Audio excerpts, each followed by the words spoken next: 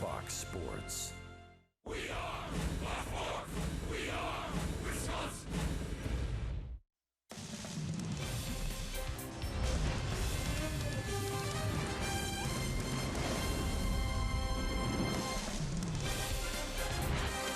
We've got a great weekend on tap in Major League Baseball involving your Milwaukee Brewers. The road show stops in St. Louis, another division rival. It's the Brewers and the Cardinals here for a three-game weekend series, and it'll be a playoff-like atmosphere here based on the standings alone. Things getting very tight in the National League Central Division. The Cardinals are on a surge, and over on the wild card side, the Brewers are trying to hang on to their lead before they get out of St. Louis here this weekend. Hi, everybody. Craig Kashan alongside Bill Schroeder. Rock back in the booth for the weekend. Good to see you again, Rock. And tell you what, you take a look at the season series right now between the Cardinals and Brewers. Milwaukee out in front right now with a 7-6 lead, but you know things are getting tight. You want to win that tiebreaker if it comes down to all of that as well. So this is an all-important series against a red-hot team. Yeah, it's been a while since the Brewers and Cardinals have hooked up. It was June, and it's a much different ball club right now with these St. Louis Cardinals. A lot of young players performing well, some guys out of the lineup. Dexter Fowler on the disabled list. He's a guy that really hasn't been able to do much for the Cardinals, but it's been a surge offensively for St. Louis. You can see what the Brewers and Cardinals have done. The Brewers have been particularly good here in St. Louis over the years. As a matter of fact, Brewers haven't lost a series to the Cardinals since way back in 2016, and the big gun for the Cardinals this year certainly has been Matt Carpenter. He's in the middle of a stretch where he's based safely in 34 straight games and has hit 17 home runs in that stretch. Mike Schild has done a good job changing the culture around here. They're much more loosey-goosey.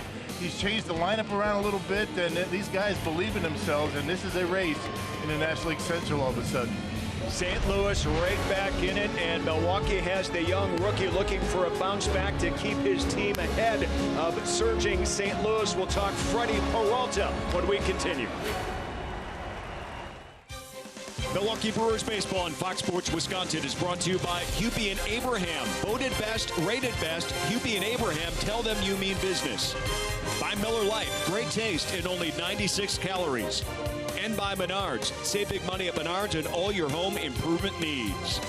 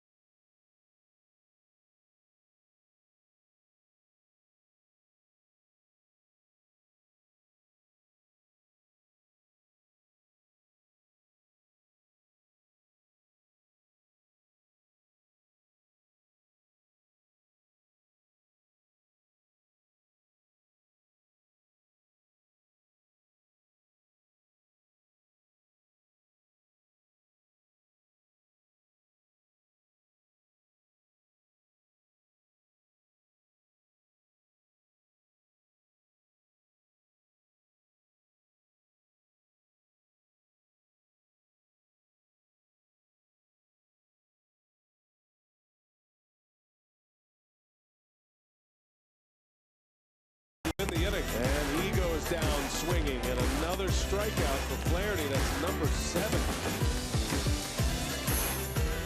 And a swing and a miss. He struck him out. And Freddie Peralta with the fastball gets the strikeout. His 8th of the game.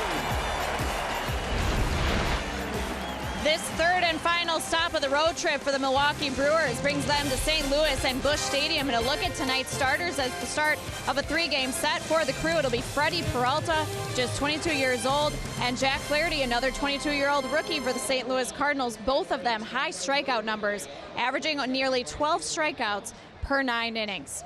Good evening, everyone. Sophia Minert here at Busch Stadium. For Freddie Peralta, he has been dominant at times, but has also struggled in his rookie season. He's getting ready to make his 12th start of the season. This will be his first look against the Cardinals, and he struggled at the start of this road trip Friday night in his last start in Atlanta against the Braves, where he was hit hard, giving up 7 earned runs and 5 walks in just 3 innings of work. So we take a look at the breakdown for Peralta. He was dominant over his first 6, a 4-1 record, a 2.14 earned run average, high strikeout numbers as well, 46. But over the last 5, he struggled a little bit. That earned run average, nearly 8, and the 28 strikeouts and 18 walks. So for Peralta, it's about bouncing back from that tough outing against the Braves, and we get the perspective of catcher Eric Kratz as well. It's about mistake with my location. DJ is working about me about that. I know what I have to do now. So he told me about everything, and we are on the same page. He's really overall had an extreme amount of success. I think he's done a really good job of throwing his pitches, not trying to be dictated on what he does based on what the other team, tries to come at him with, and he's really done a good job of being aggressive. On Wednesday, the Brewers split the 2-game series against the Chicago Cubs, and the loss came with a pair of injuries for the Brewers as well. Both Ryan Braun and Manny Pena would leave the game. This was a look at Ryan Braun's sliding catch. He would leave the game with right rib cage soreness, and Manny Pena would be injured on this collision at second base with Javi Baez. He's dealing with left shoulder soreness. Both Braun and Pena are out of the starting lineup for Craig Counsell and the Brewers tonight. Both are considered day-to-day, but good news for Manny Pena. He had an MRI yesterday in Milwaukee, all clean, and they're both considered day-to-day, so possible to see them back in the lineup tomorrow. But as we move on with this series, less than 40 games to play, we'll be taking a look at the NL Central standings. The Brewers trying to keep the Cardinals out of that playoff picture.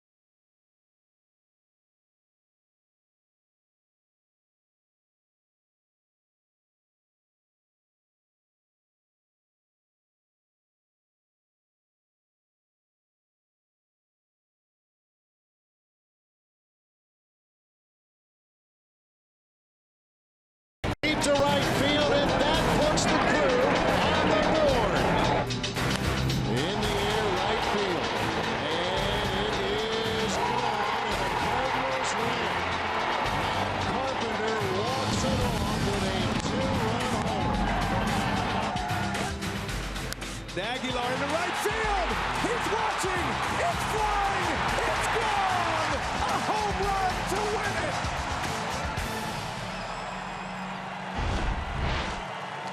Welcome back here into St. Louis. Craig Kashan, Bill Schroeder, Sophia Minert. 84 degrees, kind of a muggy night for baseball, but it should be a great night and a great weekend weather-wise. And we are glad you are on board with us here tonight. The Brewers and the Cardinals ready to battle here. And Craig Counsell, the Brewer manager, has this lineup card that he hopes can get this offense cranked up. It was a day off yesterday for the Brew Crew. And we'll take a look at first the opposing pitcher here today as Jack Flaherty on the hill for the St. Louis Cardinals, the young 22-year-old making a splash here in his rookie season, Rock. Yeah, he's been outstanding. He's third amongst rookie starters in the National League with that 322 earned run average. He's got a 204 opponent batting average, making start number 20 here tonight. Third start against the Brewers. He was tremendous his last time out against Milwaukee. That was in Milwaukee. 6 1/3 no-hit innings. He struck out 13 Brewers in that start. Let's check out the St. Louis defense. They have committed 95 errors. That's the most in all of baseball, though they've been much better lately. Ozuna, Bader, and Martinez in the outfield. You got Jed Jerko, Paul DeYoung, Colton Wong, Matt Carpenter, the red-hot Matt Carpenter. Got it. Brewers have to be very aware of him. And Yadier Molina behind home plate. And it's going to be Christian Yelich set to lead off for Milwaukee here tonight. He will be out in left field, followed by Lorenzo Cain, the center fielder. Then Mike Moustakas will bat third here in the inning against Jack Flaherty. Milwaukee a day off yesterday. They split their series with the Chicago Cubs on Tuesday and Wednesday afternoons at Wrigley. So they're ready for a little baseball. Here's Lorenzo Cain chats with the opposing crowd here in St. Louis. If he could only loosen up, huh, Craig? Yeah, no kidding, huh? Going to be a fun series here this weekend. And Flaherty's first pitch is fouled away. And let's take a look at the rest of the batting order behind Yelich, Cain, and Moustakas, brought to you by Potawatomi. It's going to be Jesus Aguilar at first. He'll bat in the cleanup role. Travis Shaw, Jonathan Scope, then Eric Thames, and then Eric Kratzen, Freddie Peralta.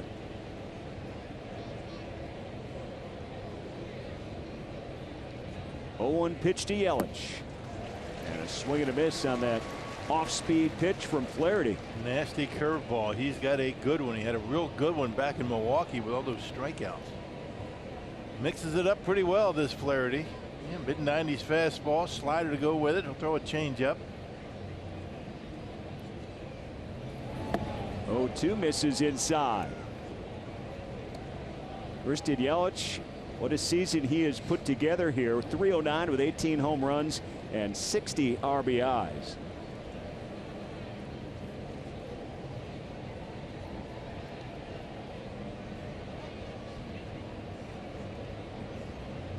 Third in the National League in runs scored with 82. Got a good chunk of those over the course of the last month when he was swinging a red-hot bat, and what a table setter he was at the top of the lineup.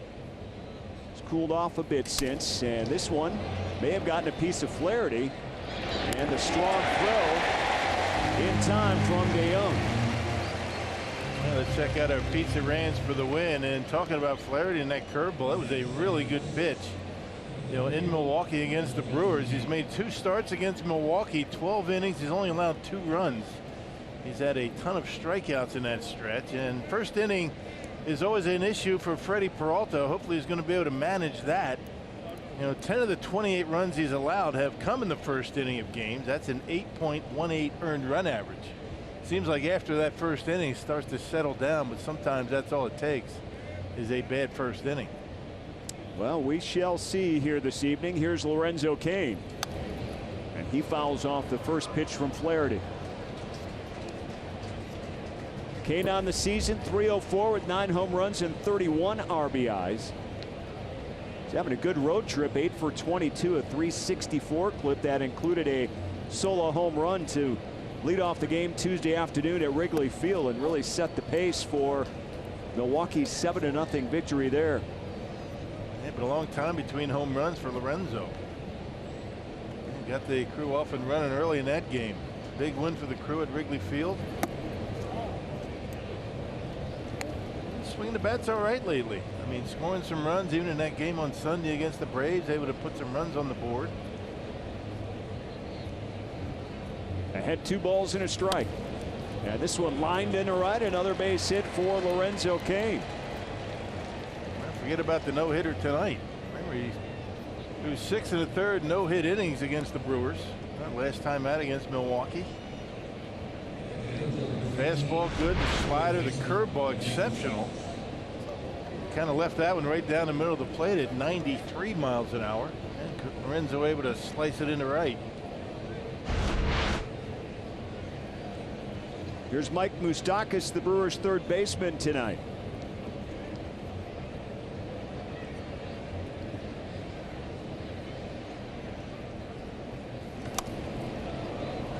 Popped him up, right field.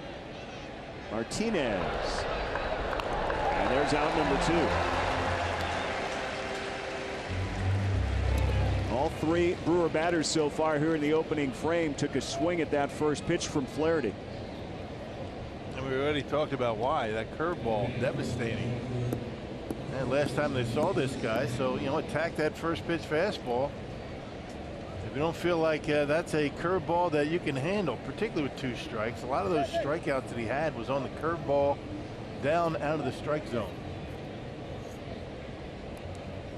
Here's the cleanup hitter, Jesus Aguilar. And he takes a moment with Gary Cederstrom, the home plate umpire, before he gets settled in. Aguilar 280 with 29 home runs and 87 RBIs. And as Rock mentioned, he broke up Flaherty's no-hitter in Milwaukee with a solo home run in the 7th inning. Well, it was a 1-0 game at the time. Cardinals were up, but Aguilar able to knock one out of the ballpark. I think he took that curveball and hit it out to right field.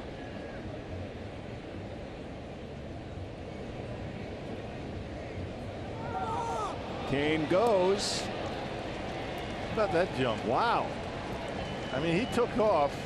Flaherty was just standing there in the set position on the mound, not paying a whole lot of attention to him, and he just kind of walks on into second base. This is a lead you can't teach. Even Yadier Molina can't throw him out. 22 stolen bases now for Lorenzo Cain. I can't remember the last time I saw a defense with 0 reaction to a stolen base before. Nobody moved. And Aguilar now ahead 2 balls and no strikes. A lot of times catcher's going to yell step off, but sometimes it's going to create a balk situation. There's Molina, catching in his 25th consecutive game. Guy does not take a break. You know, you talk about a lot of the reasons why the Cardinals have been on a great stretch. A healthy Yadier Molina playing every day like he did in his younger days helps a lot as well. Young starting rotation the Cardinals have being brought along very nicely by Yadier Molina. Well, he missed up to a month earlier this season following surgery after getting hit by a foul tip. And that was during the stretch where the Cardinals weren't playing well. Right. 3-1 now to Aguilar.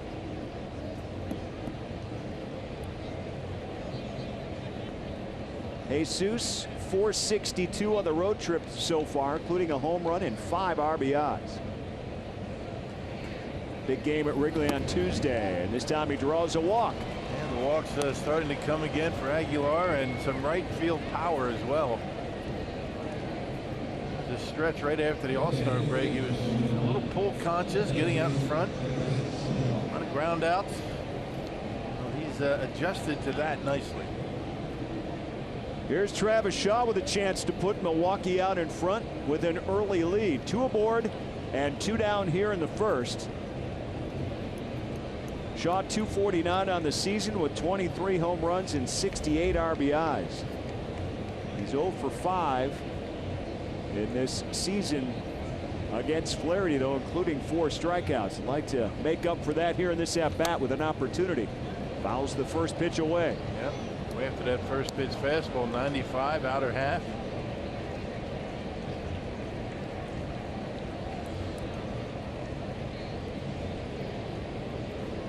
A lot of pop in the Brewers lineup today, all the way down to Eric Thames. You got Kratz in number 8 spot.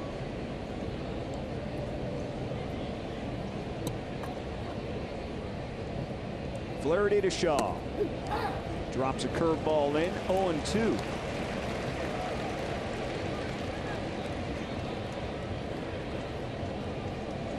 Flaherty making his 20th start in his first full major league season. A year ago, started 5 games, had 6 appearances late in the season for the Cardinals when he made his major league debut. Here's the 0-2, and he strikes out Shaw with that high fastball. Brewers threaten here in the first, come up empty. Here come the St. Louis Cardinals.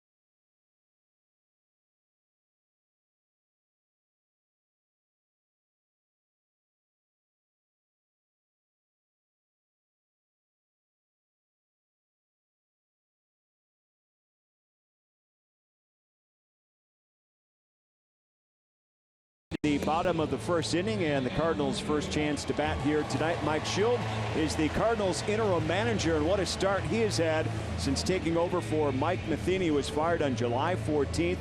He's won 19 of the 29 games he has managed. And our Cardinals batting order presented by Potawatomi. There's one of the hottest hitters in all of Major League Baseball, Matt Carpenter, set to lead off. It'll be Molina, Jose Martinez, Marcell Ozuna, Paul DeJong, Jed Jerko, Colton Young, Harrison Bader, the young center fielder, and Jack Flaherty, the pitcher here tonight. And Freddie Peralta out on the mound for Milwaukee, set for his 12th start. Yeah, a 12th start, a 447 earned run average. His last time out, a short start, 3 innings, 7 hits, 7 runs against the Braves. Making his first ever start against the Cardinals here tonight. Yeah, it was a start to forget for Peralta. 3 innings was a career low in the 7 hits and 7 earned runs. Career highs. It actually boosted his ERA up nearly a full run.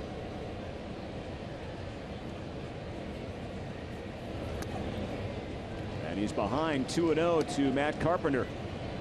It's always been the base on balls that's been the issue for Freddie. Doesn't give up a lot of hits, only 34 hits this year. 33 walks to go with it, though.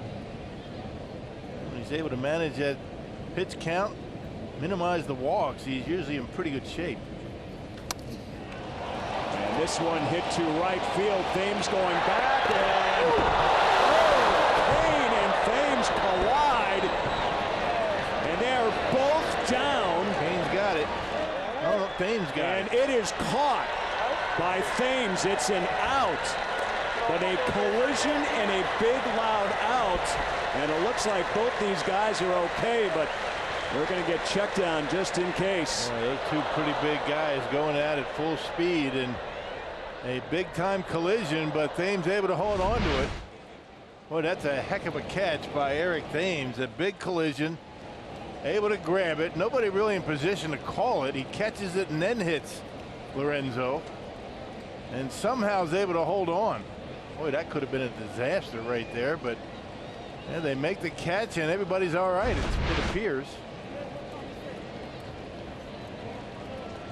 Well, they collided like you don't want to collide on a baseball field, and Thames also hit his head on the wall. Got it down on the barrel just a little bit, and look at Thames. Able to get it, then the collision. And you see the Cardinals bullpen showing some concern. And finally, Thames gets up and shows the umpire the baseball. Well, that's a tremendous sign right there that they were both able to get up and really show no ill effects of that collision there. Kane and Thames will stay in the game. Wow. One thing I was watching was Dan Wright, the head athletic trainer. He was smiling on his way back in. That's always a good sign that everybody's all right. Here's Molina. First pitch from Peralta misses inside. On the lighter side, that was a pretty good run for Dan Wright, actually. All the way out there, all the way back in. That's a long way out there. All the way to the wall, the deepest part of the park from where he is. Well, they do a terrific job, though. They're Johnny on the spot. Dan Wright, Dave Yeager out here. There's Dave. Do a terrific job keeping this team in line for sure. Rafael Freitas, another trainer in that Brewers clubhouse. Strength and conditioning guys.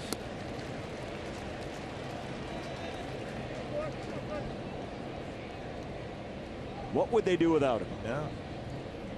Keep him on the field. Here's the 3-0 Molina. There's a strike from Peralta, so he's having a tough time finding that strike zone here. First two batters.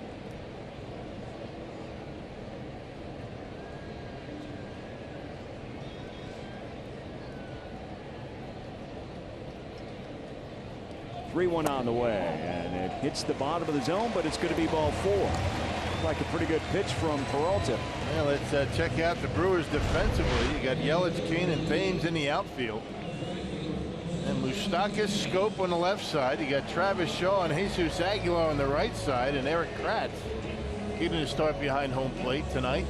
And Manny Pena nursing that tender left shoulder. Good thing that it was the left shoulder, not the throwing shoulder for Manny Pena, or that might have been a little bit more of a serious injury. That's a good thing to see him back with the club. Here's Martinez. One out, runner at first for St. Louis here in the opening inning. Jose Martinez, what a season he's having. 306, 14 home runs and 69 RBIs. Matt Carpenter stealing all the headlines and the attention with the offense he's putting up, but this guy goes about his business in a quiet manner and is doing very well. Got a hitting streak of 8 games going. He's hit safely in 14 of his last 16. Mike Schilt has changed the culture around with the Cardinals a little bit. It's a little bit more of an open line of communication. Not that it wasn't before, but he's changed it up a little bit. He's got different guys in the lineup. Harrison Bader every day in center. He adds a lot of intensity, a lot of emotion to this ball club. 1-1 right down the middle. Ball and 2 strikes. Well, that's the first thing that Craig Counsell did when he came in, Rock, and took over as manager as well a few years ago.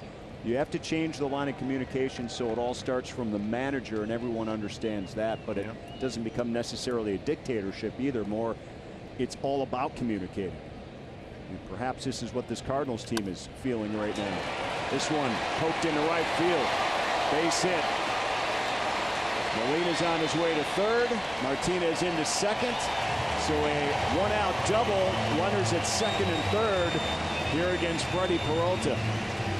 He just kind of sticks the bat out there and dumps it down the right field line. Big guy with a pretty good approach. You see where that pitch was supposed to be. You had Kratz setting up for a high fastball, left it down in middle. He just pokes it down the right field line, so the Cardinals set up in the first inning. Trouble inning for Freddie Peralta, the first. 22nd double for Martinez. He hit a 1-2 pitch into right field for that double. Here's Marcell Ozuna. First-year Cardinal, came over from Miami, former teammate of Christian Yelich. Giancarlo Stanton, all three of the big, powerful outfielders, all going in different directions during the offseason. 270 with 14 home runs and 64 RBIs.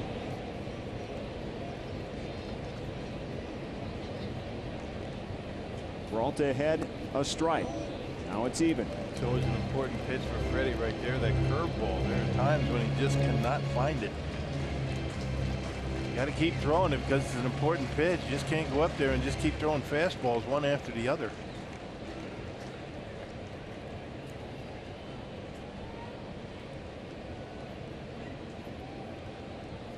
View from behind home plate here in St. Louis.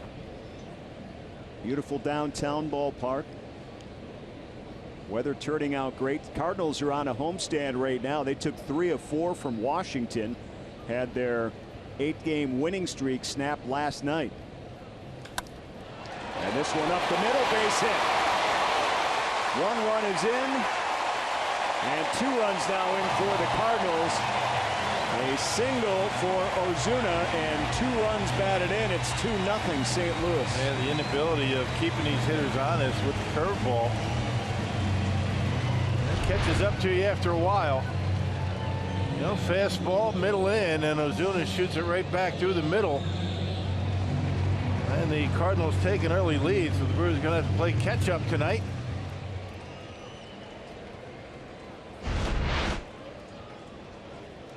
So a 1-out walk, a double, and a base hit, and the Cardinals are out in front early here against Freddie Peralta and the Brewers. Here's Paul DeJong.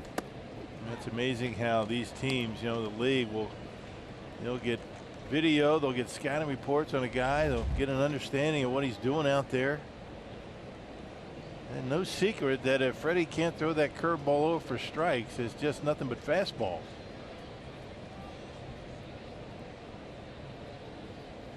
And it always seems as though as the game goes on, the curveball gets a little bit better, but you know, sometimes, you know, that first, second inning, all it takes is, you know, to lose a ball game.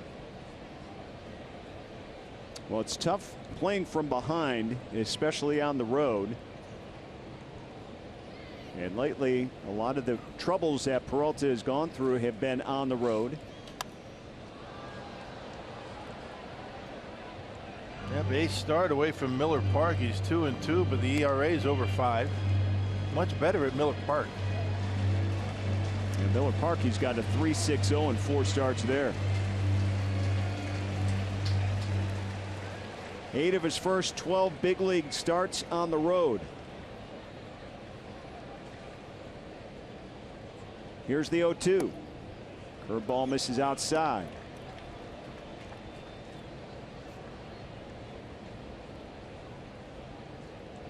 What frame of mind can Peralta get in this first inning? Does he feel sometimes here we go again? Yeah, he's got to, right? I mean, it's up to the catcher this time. Kratz, is this to calm him down a little bit? Keep throwing that curveball. He'll find it at some point. Always seems to be a pitch, or at least most of his starts has been a pitch that he hasn't been able to really use effectively until later on in the game. Missed on the last 2 pitches on the curveball outside. DeJong waits the 2-2, and he strikes him out on that high fastball inside, just out of the zone. Good location though for Peralta. Take a look at our umpiring crew here today. There's Gary Cedarstrom behind the plate. He is the crew chief. Corey Blazer over at first, Ramon DeJesus at second, and Stu Sherwater at third base today. Cedarstrom with a big smile.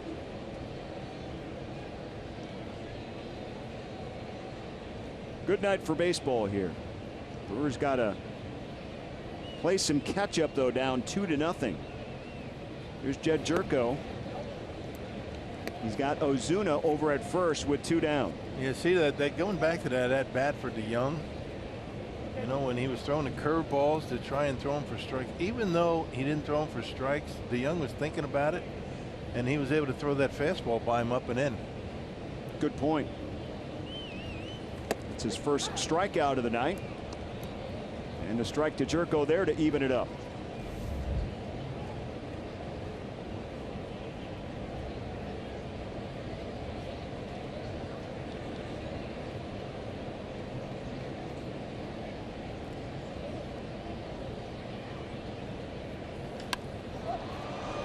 This one to right. Thames has a beat on it and makes the catch. So no further damage here in the first, but the Cardinals do grab the early lead as Thames appears to be limping a bit.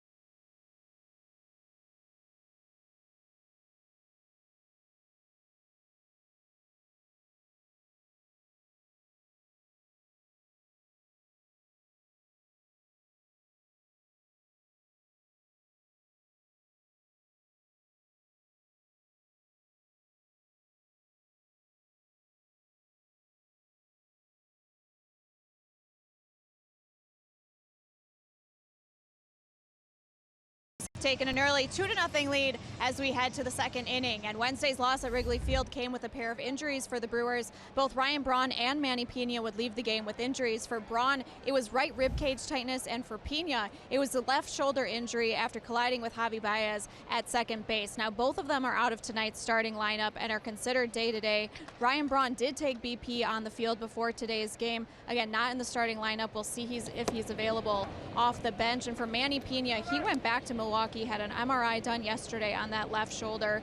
Clean report there for him, no structural damage or anything. He is still day-to-day. He did get in the cage today, take about 20 swings, but is dealing with some soreness still in that left shoulder. So he's going to maybe need a few days. He said it is possible he could be in there tomorrow, but very fortunate that it was the left shoulder and not his right throwing shoulder. Absolutely, Sophia, and we'll see how these guys progress, see how available they are as this game moves on. Second inning, as Schoop leads off for Milwaukee. He's over at shortstop today. 3 hits so far in this road trip for Schoop, including an RBI double. Yeah, the left shoulder for Manny Pena is going to give him problems, mainly when he's at the plate. You know, that lead hand that gets that bat through the hitting zone, that shoulder is going to give him problems. And yeah, it's a little bit uncomfortable defensively, but not nearly as bad as it would have been had it been the right shoulder. Schoop grounds out to open up the second inning. Here's Eric Thames, Brewers right fielder today, and in between innings I mentioned he was a little gimpy coming off. He's just making sure his legs are back in order in that Brewer dugout. That was just moments ago. Now he's at the plate, appears to be fine. Checking in with Dan Wright. He collided with Lorenzo Cain on a fly ball, if you missed that, in the first inning. That's a nasty collision. Both were down for a moment. Yeah, fortunate. It wasn't worse.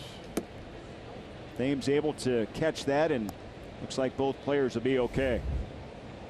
.230 for Thames on the season with 16 home runs and 37 RBIs.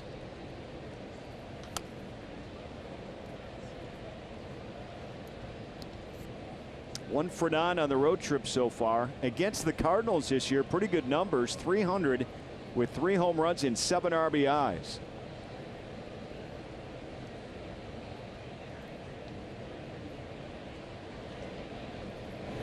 Sometimes it's not so much the team, but when you face them. You get a guy that's swinging the bat well, all of a sudden, you know, any team comes in, and they're going to get hits. But there are certain organizational philosophies as to how to attack a hitter. Flaherty going after him with some breaking stuff.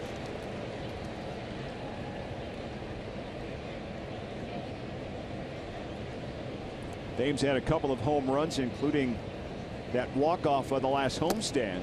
And this time he goes down swinging. So 2 down quickly for Flaherty.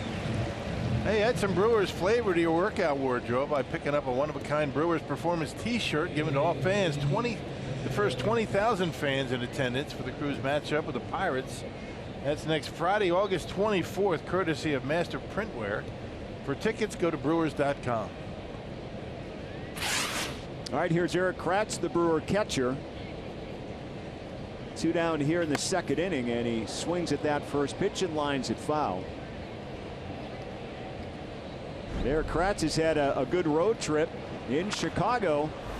A booming home run, 5 for 11 on the road trip, 455 clip. The Brewers would welcome that for some offense behind the plate. Bounded out some home runs in that game against the Cubs. Likes that ball down and in, it seems like. And this one punched into left field, a base hit. Down and in. Down and in. Well called. Usually it's the left-handers who like it down and in. Right-handers have always been known as better high ball hitters, but that one down, a little out over the plate, looked like a slider, and Kratz able to hit it hard into the hole into left field. Weighted back nicely, like Durko got a piece of it. Kratz clears the pitcher Freddie Peralta to bat here in the 2nd inning.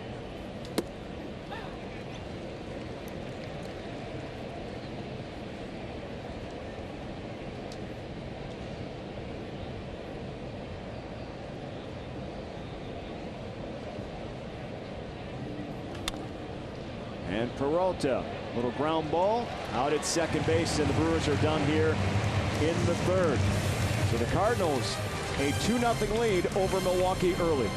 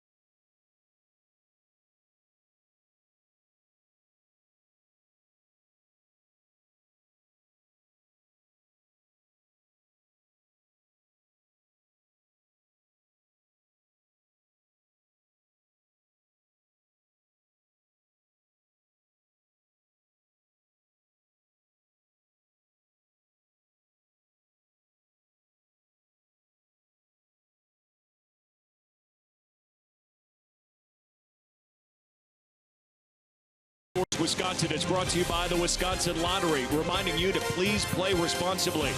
By Ascension, coming together to give healthcare a better name. We are Ascension. And by Wisconsin Dells, the water park capital of the world. Here in St. Louis tonight, the Brewers and Cardinals, bottom of the second, and St. Louis with an early 2-0 lead over Milwaukee. And got a couple of young guns out on the hill battling each other. Freddie Peralta and Jack Flaherty, both 22 years old. And you see their major league starts, Flaherty with 20 and Peralta 12.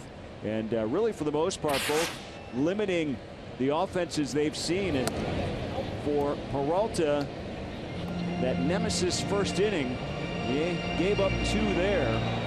And we'll see if he can limit the damage, because he gets better from the second inning on. Yeah, both of them have really good stuff. And Freddie Peralta, when he's got that curveball working, it is every bit as good as the one that Flaherty throws.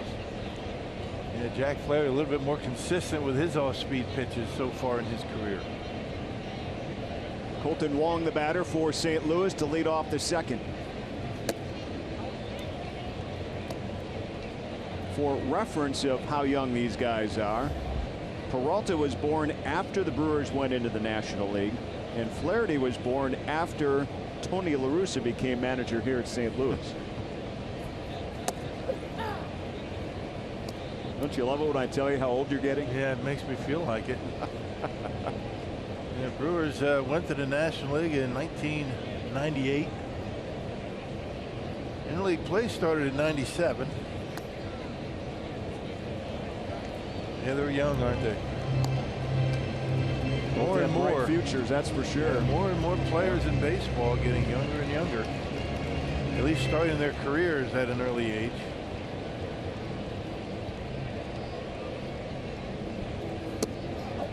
And a leadoff walk to Wong. Second walk allowed by Peralta.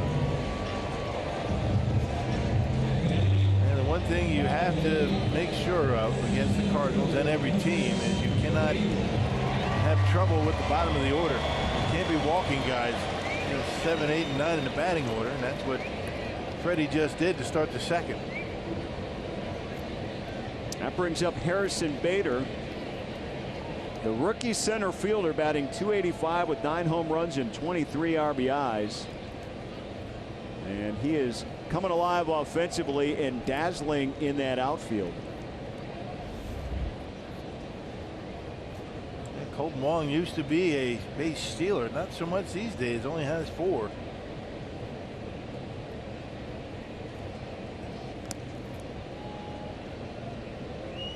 Cardinals started to take off around the time Matt Carpenter started to get hot, and when Harrison Bader was put in the starting lineup every day in center field. He adds some energy to the lineup. He can run. He leads the team in stolen bases.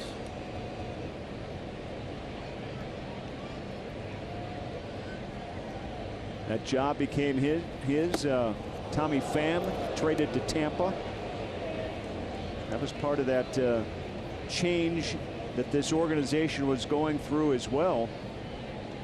They didn't bring in nearly what they took out and readjusted. Addition by subtraction, right?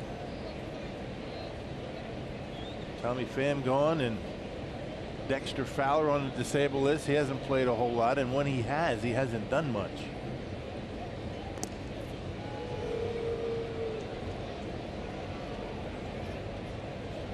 Peralta keeping a close eye on Colton Wong. He's behind Bader, a ball and no strikes. Bottom part of the St. Louis order.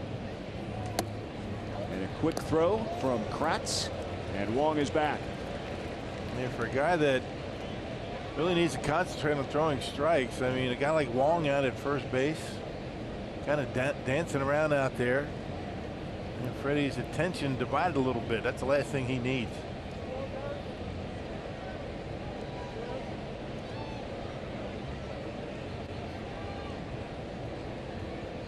And he's down 2-0. This one fouled away.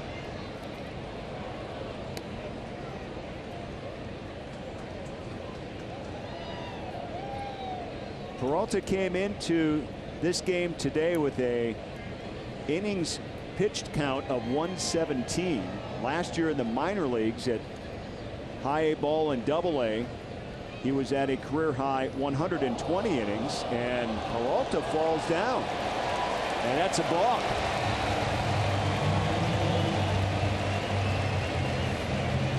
This would be a time to go out and have a chat with Freddie. Calm him down a little bit. Here comes Craig Counts. Wants to make sure he's okay. Bring the trainer out. Dan Wright, his second visit on the field tonight. Looked like he was trying to make a throw over to first base and slipped on the top of the rubber.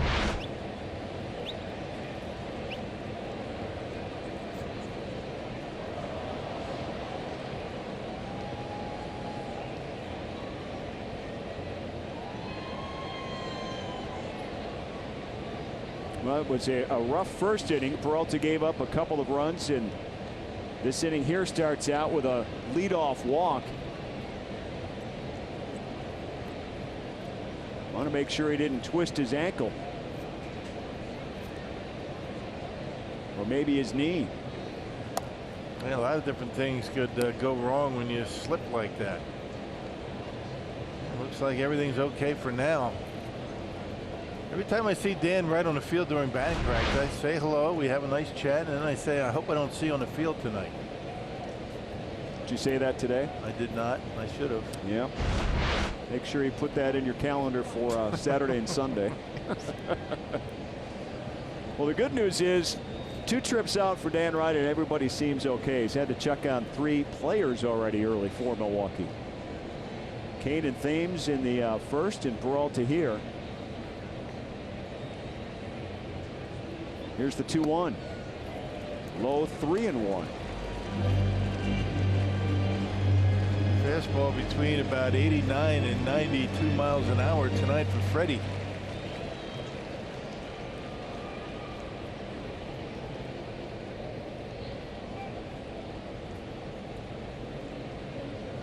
Three-1 on the way, and it hits the bottom of the zone.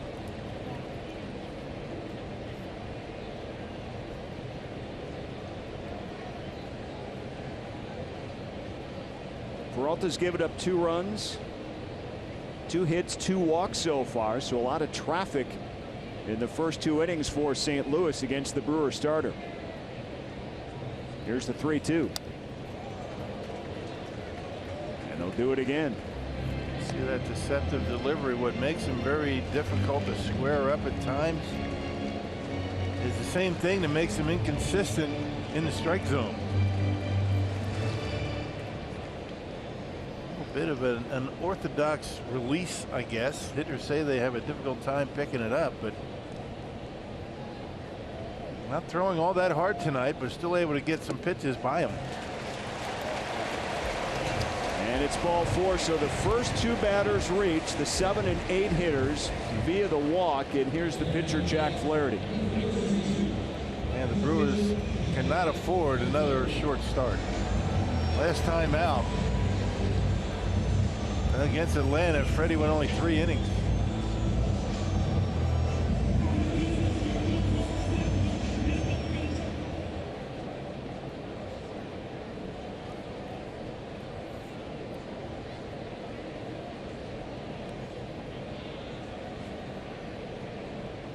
Wong and Bader on base, nobody out. And here's the Cardinals pitcher Jack Flaherty, 156 on the season. He'll be looking to move these runners over, you would expect. There's the bunt to Peralta, going to third, and in time. A bang-bang play. Moustakas had to immediately back up when he saw Peralta going his way. And if it holds up, a heads-up play to get the lead runner. Yeah, I'll say that was a tough play for Moustakas. Look how far off the bag he is. He's got to backtrack, catch the baseball, and find the bag. Pretty good throw by Freddie. Gives him a high throw. That helped him. Right there, you can see, looked like he got him. The heel, Moustakas' heel, got the bag before it looked like Wong got to third base.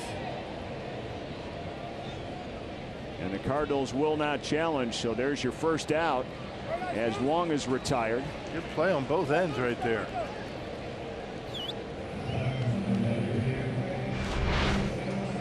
Backtracking, catch the baseball, find the bag, gets the heel right on the corner of the base.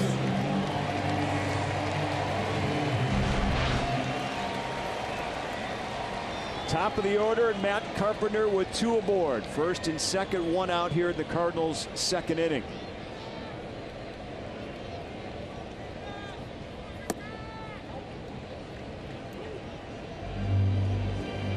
And the first pitch is ball 1.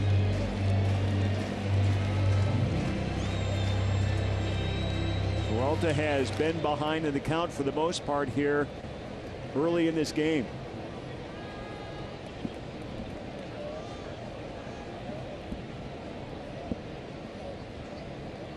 Carpenter flew out to deep right to the wall. That collision between Thames and Kane back in the first inning. And Peralta misses again. There's our StatCast AI powered by AWS. His spray chart. And basically a pull hitter, right?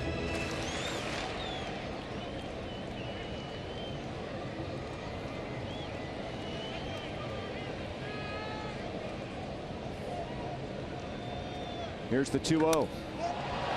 Fly ball, center field, Kane. 2 down, and the runner tags from second to third as Bader advances. Flaherty stays at first. The second time that Freddie Peralta's gotten away with a fastball when he's been behind in the count. This is a 2-0 pitch. You got Carpenter down on the label a little bit. He missed it. Very fortunate to get that pop out to center on a 2-0 pitch.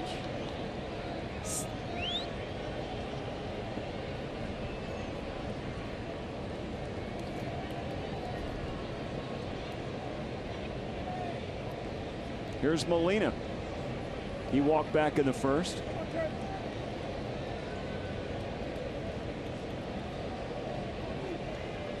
Peralta in trouble in the first 2 innings here, trying to get out of the second inning without giving up a run. First and third right now with 2 down. Good play by Moustakas, and Peralta saving a run for the time being.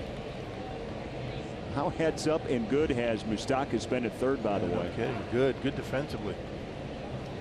He knew all about his offense, and he was going to hit you some home runs, but he's been a nice surprise defensively at third.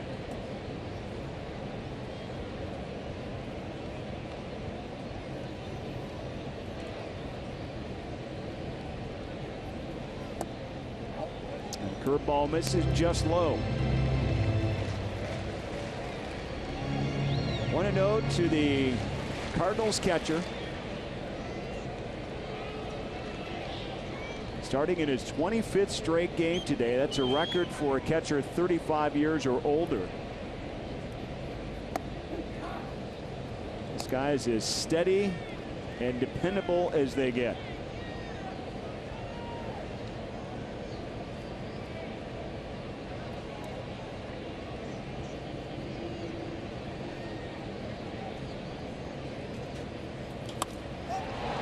Center field, Kane came in to the right spot. And Peralta watched the first 2 batters and escapes any damage. It's still 2-0 St. Louis.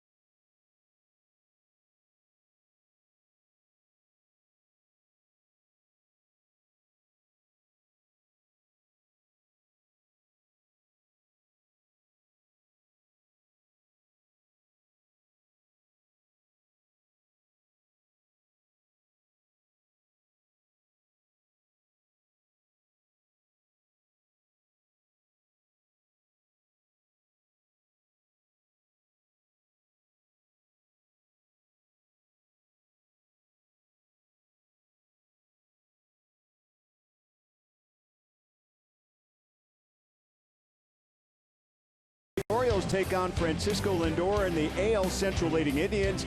Then Ryan Braun and the Brewers battle Matt Carpenter and the Cardinals. Coverage begins at 2 on FS1 or stream it live on the Fox Sports app.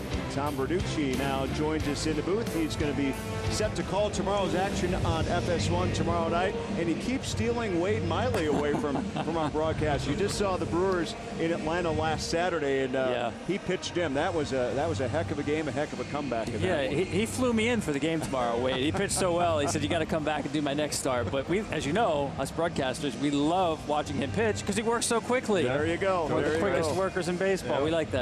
Well, what are your thoughts on taking a look at the Brewers, last week with your own eyes? You've had a chance to spend some time with them again today. They're in a race right now. This is an interesting race, not only for the division, but the wild card right now. Cardinals right back in it. Yeah, the National League to me is fascinating, right? Because there's so many teams in it, and depending on what day of the week it is, your opinion changes about who's a playoff team or not. Milwaukee's certainly right in the thick of things. But you guys know, even before the season started, but especially about a week ago, you circled this road trip when you saw the schedule. This is playing 3 real good teams, hasn't really gone their way so far. So I don't want to say it's a critical time, but big road trip for Milwaukee. But the one thing about this National League, I mean, everybody seems to be kind of involved. A lot of teams, I mean, you can get hot, all of a sudden somebody can sneak in there. So that's all you can ask. If you're a Milwaukee fan, I mean, wait for the Brewers to get hot, somebody ends up in the postseason. Exactly, and I mean, Pittsburgh had a little run there. It looks like the Cardinals are having a little bit of run now. The other league, Oakland, had a nice run. Because the teams are so bunched, you're really only a real good 2 or 3 weeks away from opening up a gap. Christian Yelich leads off here for Milwaukee in the 3rd inning. Tom Verducci joins us in the booth. He's going to call tomorrow's game on FS1 between the Brewers and the Cardinals here today. And of course, one of the big storylines is what Matt Carpenter's been able to do too in the last month or so. A little bit of salsa certainly has helped this guy, I guess. And it's an amazing run, really, when you look at what Carpenter has done, going from nowhere as a power hitter to leading the league now in home runs. It's amazing. Well, if his salsa is as hot as he is, I don't even want to touch that stuff. But no, he's an extreme fly ball pull hitter, and even when you try to get the baseball away from him, he's such a good hitter. He's got the ability to hook it out of the ballpark. You just have to be extremely careful with him right now. Yelich in the 2-2 and hits this one hard, and this one's going to get into the gap and all the way to the wall for Christian Yelich. And he will settle in at second base with a leadoff double here in the 3rd inning for Milwaukee. Talk about Christian Yelich a little bit and what he has meant to this Brewer franchise, and all-star for the first time in his career as well. His game keeps evolving at a high level. That's a great point, because when you trade for a 26-year-old outfielder, as the Brewers did for Yelich, you want to assume he's going to continue on this upward track. As you guys know, baseball doesn't always work out that way. The Cardinals disappointed Ozuna this year, but Yelich, it's a staircase, his development. And what I see here is just the guy who's gotten a little stronger, hasn't changed the swing, but 3,000 plate appearances, you learn when to turn it loose. He's one of those guys that just seems like he does everything well on a baseball field. I mean, there's a lot of guys around baseball that do that. Great base runner. He doesn't make mistakes. He throws to the right bases, and he's been a good influence on a lot of these young players the Brewers have. Absolutely. You guys know today we talk a lot about launch angle. Guys want to get the ball in the air, and Christian, I want to say he's kind of like an old school hitter in that he hasn't changed his approach. He's gotten smarter. He's always hit the ball extremely hard.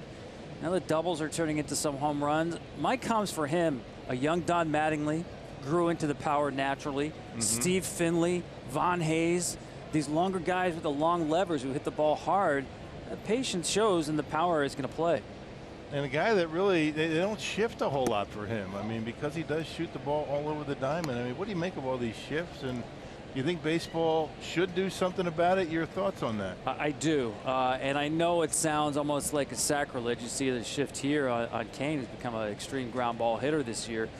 It's almost like you're stifling innovation by saying, wait a second, those are too good. These shifts you're coming up with, we need to, put some governors on it. But I think, and you've seen this especially with left-handed hitters, for the pull hitters, it's really harmed them. It's not so much the shift, it's when they go into softball mode. You got that rover position in right field. Yeah, right. And these bullets that were singles for 100 years are now ground ball outs. I'll throw this at you, though. I mean, isn't it incumbent upon the hitter to maybe make an adjustment? I mean, go back to the old days of John McGraw and just punch it into the outfield? It is, actually, and baseball's always done that, right? You know, counter moves and the ebbs and flows of the game, but I'm just afraid if we wait for that antidote to really develop, it's going to be a few years. It's not going to happen overnight. And here's the other thing. If there were shifts when Babe Ruth was playing, would we tell Babe Ruth to bunt and develop a Tony Gwynn inside-out swing? No, we want to see some of these guys turn it loose. Right. They may have prolonged his pitching career. Who knows, right? Lorenzo Cain's worked it to a 2-2 count. Bouncer over the middle.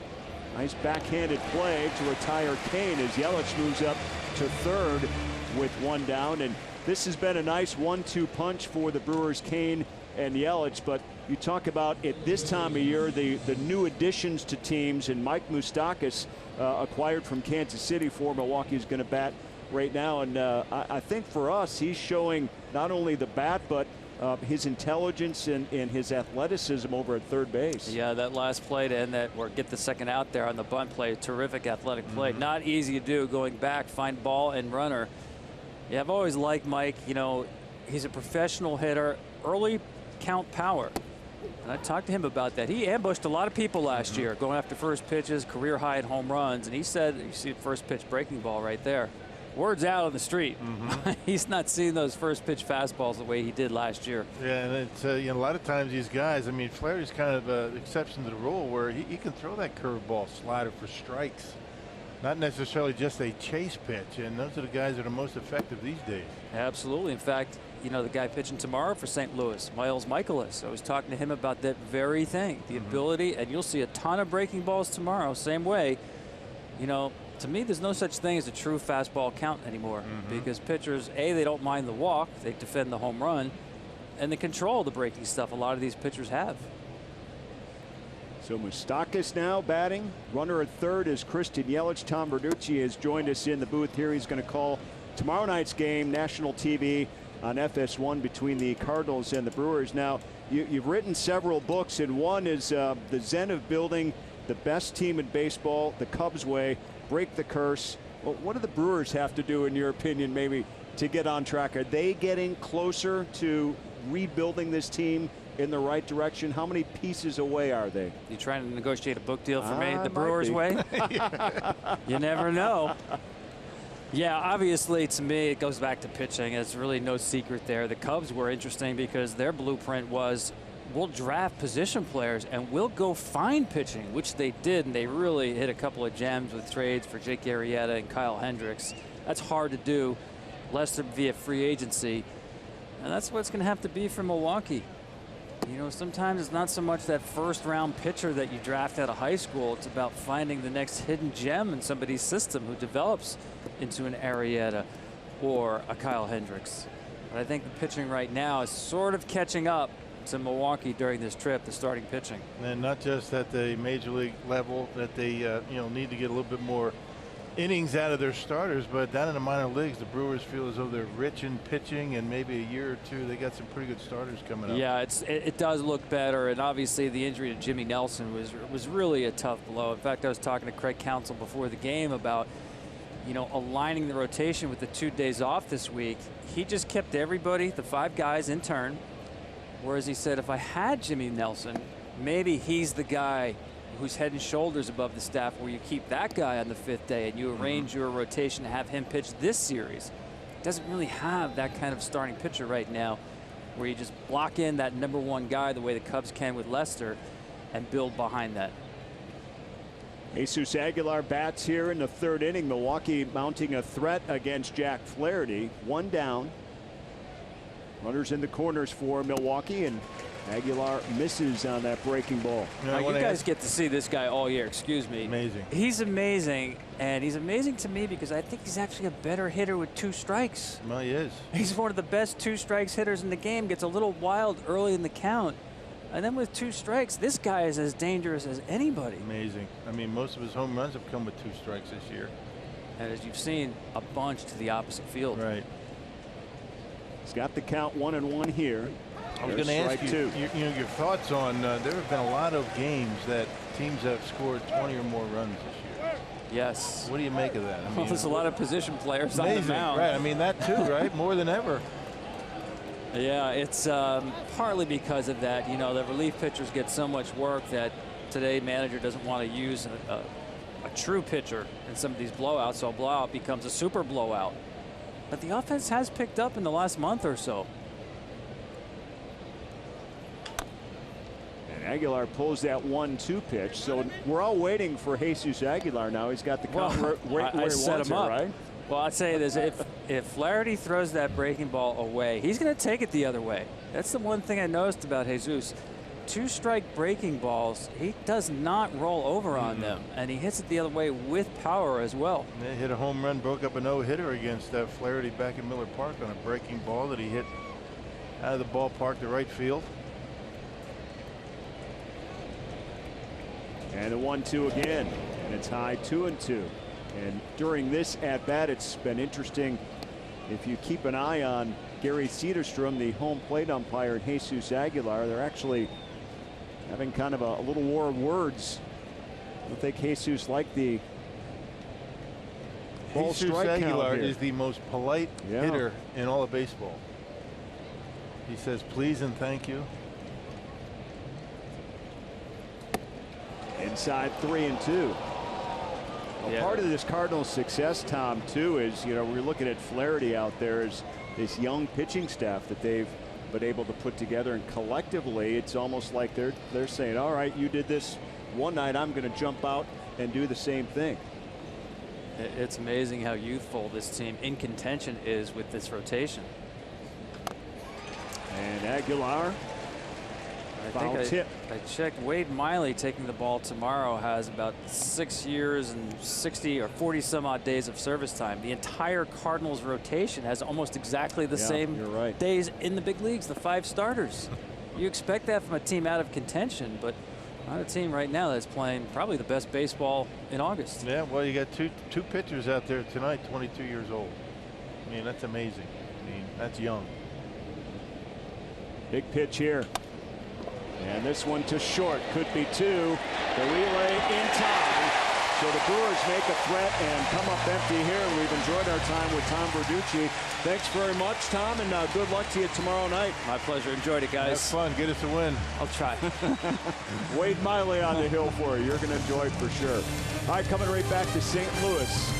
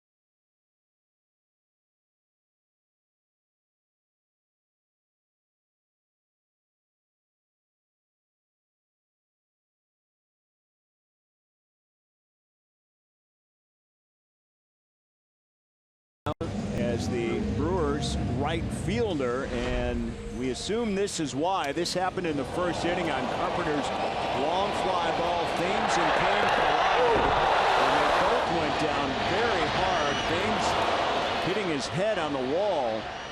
And we did notice that Thames had been limping after that. Yeah, I mean, if that's all that happened in that collision, I think the Brewers should feel fortunate because it could have been a lot worse. The way Fames hit his head against that padding out there and right. Two pretty big guys going at it. I mean, full speed, but and a little bit of a limp. I think you'd take that any day. He did catch the baseball, but he's out. So Perez in. The Brewers waste an opportunity in the third inning. They had a leadoff double, and Strand Yelich at third base. The double play erased the threat. So 2-0 St. Louis. Here's Jose Martinez to lead off against Peralta.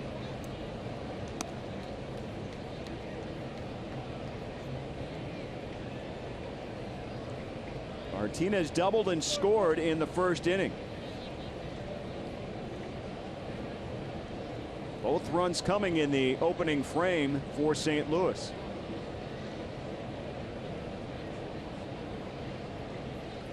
It's good to chat with Tom Verducci. Always good to get a national perspective during our Brewer telecast. He's got the game tomorrow night.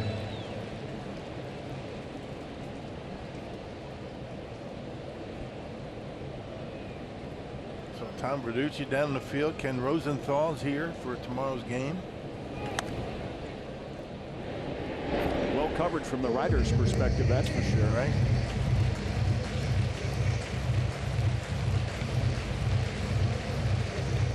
Two balls and 2 strikes to Martinez.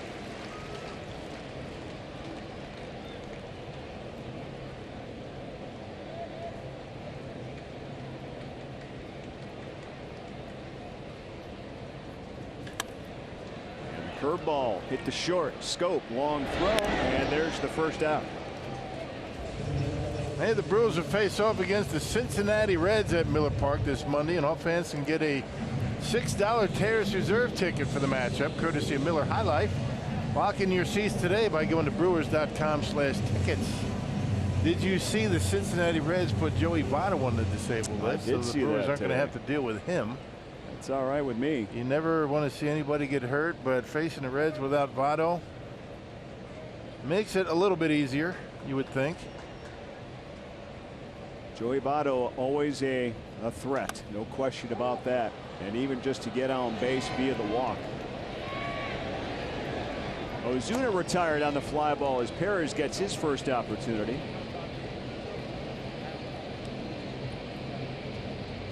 Nice to have a guy like Hernan Perez, isn't it?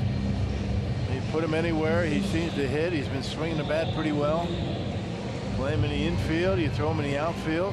Brewers added another position player in Chicago. They brought up Keon Broxton. So the Brewers have 5 players on their bench to start the game today. There's Keon. Saw limited time in the 2 games in Chicago earlier this week.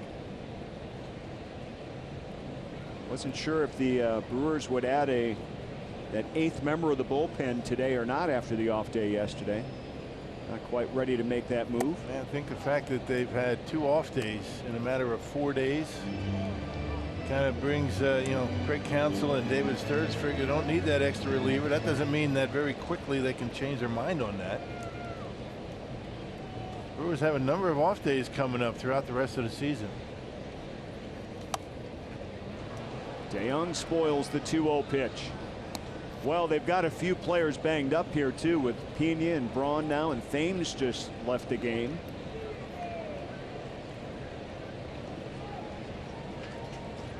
Sometimes if your players are banged up, they may not be available for a game or two, and I guess right now it's a good time to have Broxton on that bench. Moustakas, nice play. 2 down. Check that, a 1-2-3 inning. Quick inning for Peralta, his first 1-2-3 inning.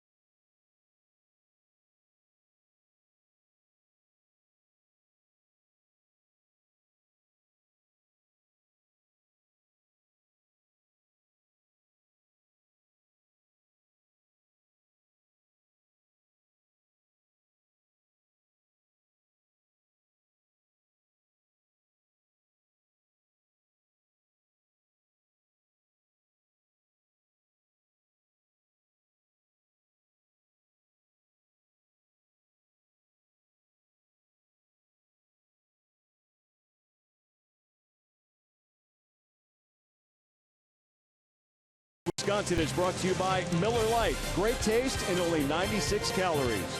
By Toyota. Let's go places. And by Sling TV. Live TV you'll love, only better. All right, we're back in St. Louis, top of the fourth. And the Brewers coming to bat. And let's send it down to Sophia with an injury update on Eric Thames. That's right, Craig. After that scary collision in the first inning, coming off of leadoff hitter Matt Carpenter, Lorenzo Cain and Eric Thames colliding in the outfield. Thames did leave the game, and the Brewers clubhouse saying it's right knee soreness for Thames. So Hernan Perez took over for him in right field, and again, that's right knee soreness for Thames. So we'll get more information after the game. All right, Sophia, and Hernan Perez came in, and as Rock mentioned, very versatile, and a good time for him because he is swinging a very good bat over the last month or so. And we will see him here in the fourth inning for Milwaukee. Shaw leads off. 2 balls and, I should say, 2 balls and 1 strike to Travis Shaw. Struck out back in the first. It'll be Shaw, Scope, and Perez.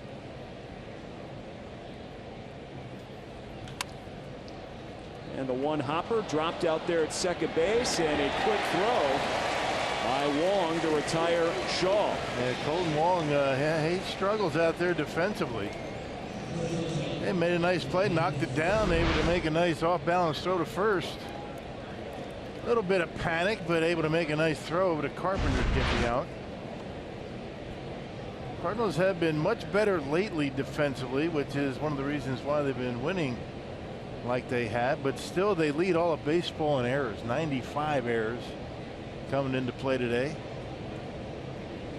They've had 14 errors in the 13-game season series against Milwaukee. That has led to 8 unearned runs in this season series. Milwaukee leads it 7-6. There's been 6 one-run games, and Milwaukee's won 5 of those. That's pretty impressive. And the Brewers have played well here in St. Louis over the last few years. Haven't lost a series here in St. Louis since 2016. And they played better against the Cardinals here than they have at Miller Park. Here's Scope, who grounded out his first trip up. Down a ball and 2 strikes to Flaherty. Well, you never know, those things turn. We've seen the Pirates turn the season series on Milwaukee this year. Brewers having a heck of a time trying to beat Pittsburgh. They'll have to turn that around to gain success here before the end of the year. Scope strikes out, so 2 down quickly for Flaherty on the hill. Another slider. He's got the 2 different off-speed pitches. The slider looks more like a cutter, but it's a slider, he calls it. Curveball to go with the fastball. This guy's got really good stuff. Having a nice year. 3rd best earned run average amongst rookies in the National League. Rookie starters.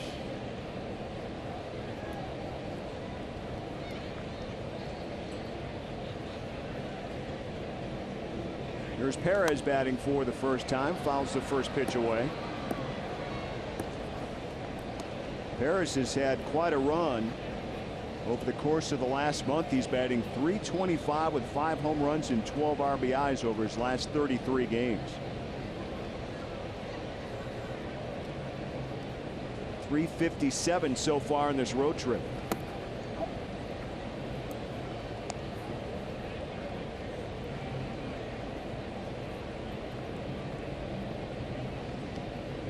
On this trip, he's played second, short, and right so far.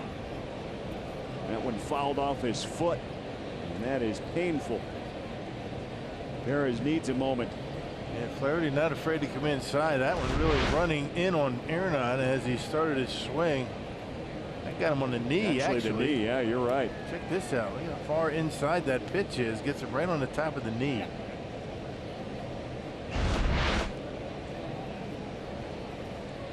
This time it's Rafael Freitas coming out, the Brewers' assistant athletic trainer.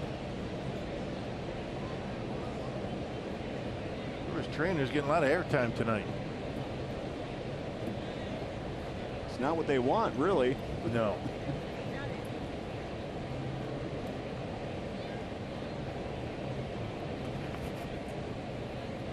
Three trips out already. Perez trying to walk off that shot off the top of the knee. And the Brewers are hoping that Perez is going to be able to stay in the ball game. They're going to have to go with their third different right fielder if not.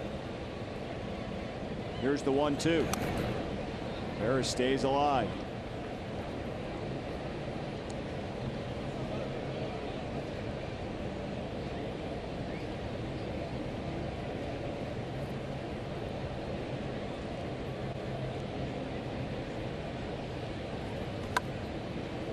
Again, Perez following another pitch off. Mr. Versatile, Hernan Perez. 56 starts at 6 different positions for Milwaukee.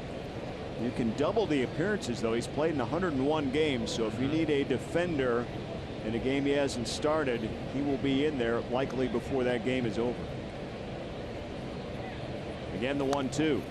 And he's got his batting average up to near 270. I mean, he had a long way to go to get to that spot. Hovering around that 200 mark for the first couple of months. Swinging a bat better.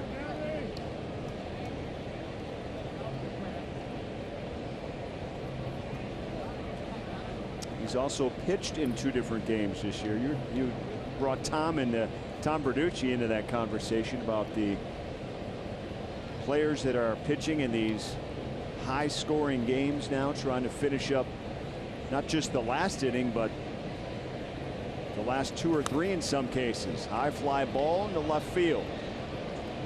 Ozuna coming in, and there is the final out. So a 1-2-3 inning here in the 4th. 2-0 Cardinals.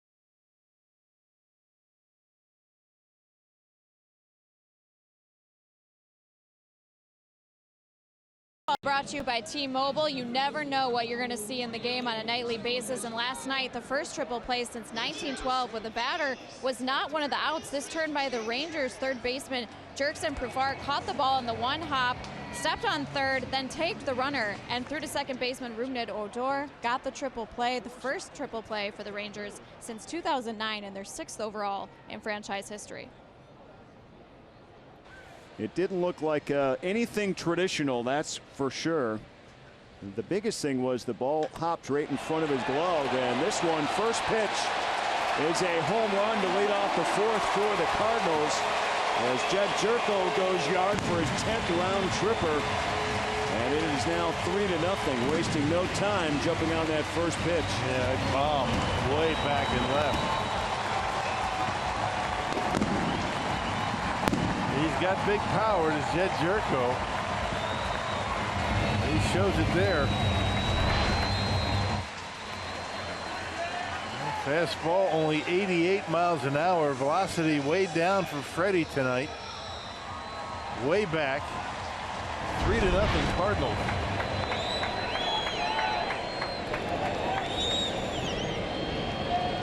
Peralta gave up 2 runs in the first, escaped traffic in the second, had a 1-2-3 third inning, and then Jerko jumps on his first pitch here. Here's Colton Wong. The Cardinals realize that Freddie doesn't have the curveball working, and they're just sitting all over the fastball.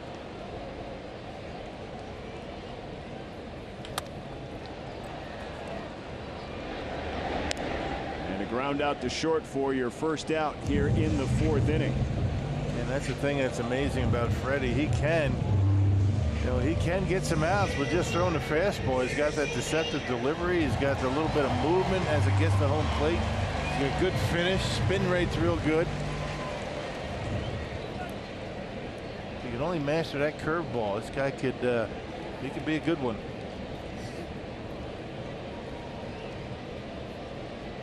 Here's Bader.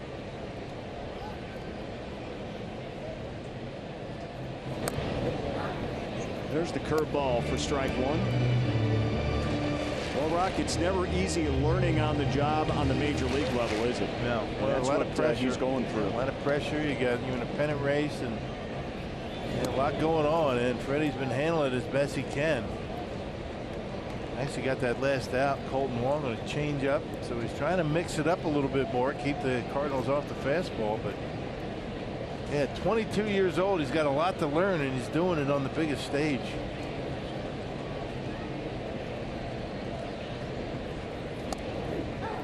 One catches the outside corner. Of course, he's not alone in that. There's a lot of young guys in the big leagues these days. Kid Soto over in Washington, 19 years old.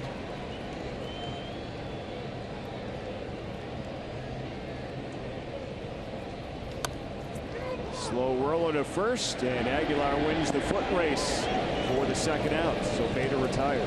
Hey, be the first to know all the latest Brewers news with MLB At Bat, the official app of the Brewers. With At Bat, you get breaking news, live radio broadcasts, and lineup updates sent right to your fingertips. Download the app today, free for your smartphone or tablet. I was watching you guys on the At Bat app in Chicago. How'd we sound? Great. I want to thank Dan Plesac for filling in a couple of days. Did a great job. Good buddy of mine. Teammates together with the Brewers. You were stellar as usual. I just sat back a couple of rows and let Plesac do his thing. Trust me. He's good. We had a good time together, and it's good to have you back. BA's gone this week as well. He'll be back on Monday. Get the A-team back together starting on Monday, Rock. Yeah, the Sack Man does good work on the MLB network. Yeah, I saw him back on there this afternoon. Flaherty bats for the Cardinals here with 2 down. A run in for St. Louis. Now, he was good, told some stories. We had a shot of the Chicago River and wondered if you were anywhere on the Wisconsin Northwoods on the lakes at all. Went in the line. With your floaties on? Fish one day, yeah. Locally. I was trying to tell him you don't use floaties so much anymore.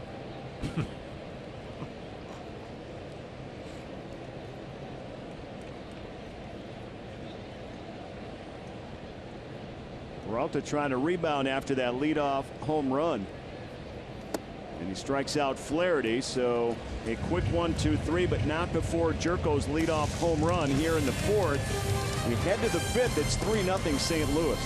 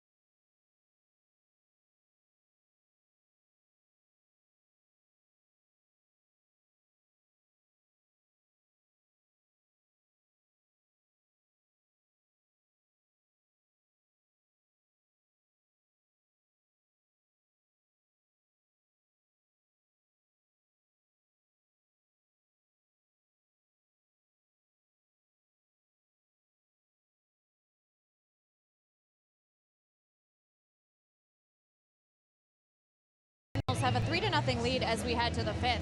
And coming up on Saturday, August 25th, you can support several local causes by joining the BCF Hitting for the Cycle, a special bike ride along Lake Michigan. Each participant will receive a ticket for the Crew's matchup with the Pirates that night, plus a t-shirt and access to an exclusive pregame tailgate. All of the proceeds will benefit Brewers Community Foundation, Urban Ecology Center, and Dream Bikes. So you can learn more at brewers.com/bike ride. And Zach Davies has rejoined the team here in St. Louis. He joined here in the dugout just moments before first pitch. He completed a minor league rehab assignment yesterday with the Sky Sox in Des Moines, Iowa, and it was not a clean outing for him. He gave up 4 earned runs with 3 hits and 5 walks on the day. And so manager Craig Counsell said there were some good signs and some not so good signs. He said obviously the 5 walks, not characteristic of Zach Davies. He went nearly 80 pitches, and he said in the video the stuff was crisp for a couple of the innings, but they would certainly like to see some cleaner results. So they are still going to make a decision on when Zach Davies will rejoin the team or if he'll need another start. All right, Sophia, thank you. The Brewers trying to get a little healthier for the pennant drive. Could certainly use a guy like Zach Davies, but you wonder if he's going to be in top form soon enough. Well, a lot of times it can be deceiving. I mean, just looking at the numbers, you know, a guy's rehab start, maybe he's working on something, but I think the Brewers would like to see some good results out of Zach before they bring him back and put him in the rotation or do whatever they choose to do with him, put him in the bullpen perhaps, but you like to see the numbers get a little bit better for Zach before he comes back to the Brewers.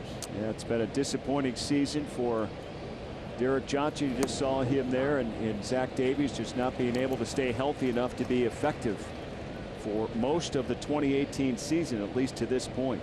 Eric Kratz bats here to lead off the 5th inning for Milwaukee. He singled back in the 2nd.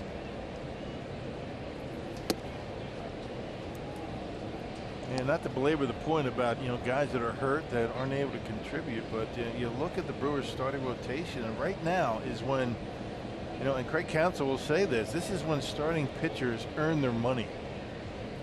You know, you get into August and September and you're looking for innings out of these guys, and you know, Nelson and Davies are both guys that can give you a lot of innings and effective innings at that, and that's right now is when you miss those 2 guys the most. Absolutely. And the Brewers all but making the announcement earlier this week that Nelson likely will not play here in 2018. Their target is to get him ready and healthy and get his progress to where it needs to be for the 2019 season. It makes sense. I mean, what do you expect out of Jimmy if you rush him back in September, right? Yeah, can't do that. No, you can't. It's not fair to the guys that are in the rotation, and not fair to Jimmy. Pratt strikes out for the first out here in the Brewer 5th inning. So 1 down. Very effective inside is Jack Flaherty. Matter of fact, he works inside effectively. He's hit 9 batters this year. That's among league leaders in the National League. So you pitch inside. If you're going to miss, you miss in off the plate. You're going to hit a guy once in a while. There's Freddie Peralta, the Brewer pitcher. The Cubs are out in Pittsburgh. They won yesterday, and they're ahead 1-0 here tonight in the top of the 4th inning. Cole Hamels on the hill for Chicago, and talk about an immediate impact. He's already 2-0 with an ERA of 1. Yeah. The team has won all 3 of his starts, and they're ahead here in his 4th start. And prior to coming over from Texas in that trade, he had a 4.72 ERA. Yeah, didn't have a good year going, and a change of scenery for him. Yeah, back in a pennant race. Cubs are in 1st.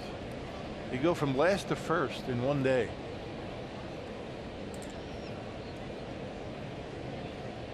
Ball and 2 strikes to Freddie Peralta, and he punches one over to 1st, and Carpenter takes care of him. 2 down. Yeah, the Brewers were 3.5 behind the Cubs in the chase coming into tonight's action, and they're going to have to play from behind here and hope the Cubs lose and try to keep things tight. As you take a look at the National League Central right now, St. Louis right behind Milwaukee. Last thing the Brewers want to do is fall into 3rd place here by the end of the weekend.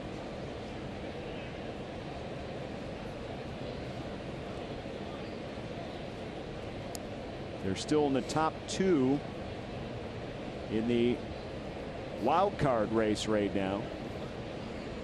A lot of teams bunched together. Yeah, a lot of teams involved. A lot of teams get hot. They can get into the postseason. And the Brewers are hoping they're going to be getting hot at some point. Kind of treading water for a while here, since the All-Star break. Looking to make a move like they did in May. 39 games remaining in the regular season, counting tonight for Milwaukee. Christian Yelich down 2 strikes quickly to Flaherty.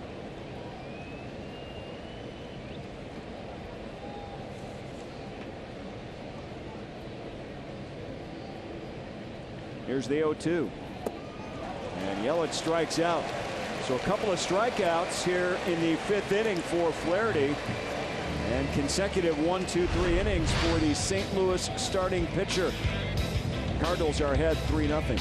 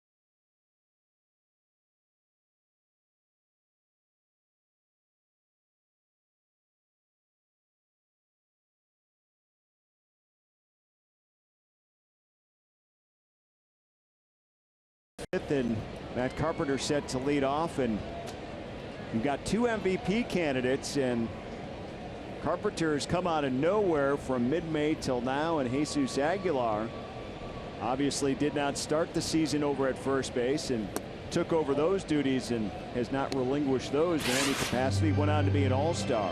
Big difference. Matt Carpenter was playing, through May 15th.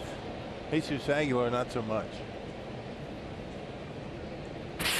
Incredible numbers for both of them. Isn't that something? Since that time, right?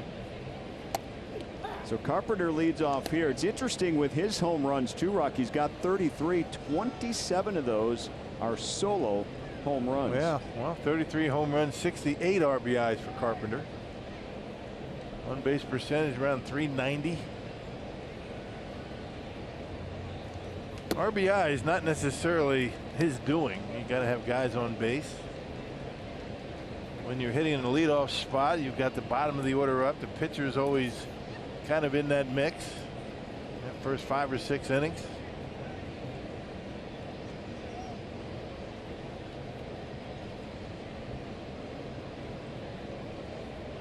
Two balls and 1 strike. Here's the pitch from Peralta. He gets Carpenter to swing at strike 2. 86 miles an hour. I think change up here. Starting to mix that in a little bit.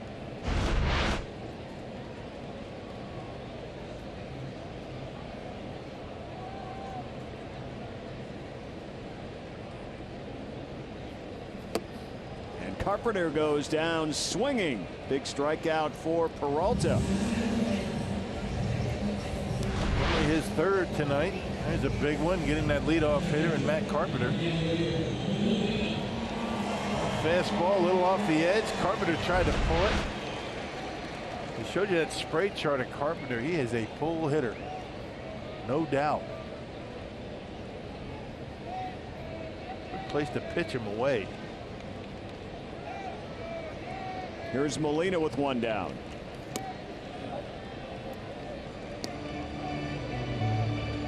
Molina walked and scored the game's first run back in the first inning. He's also lined out to center.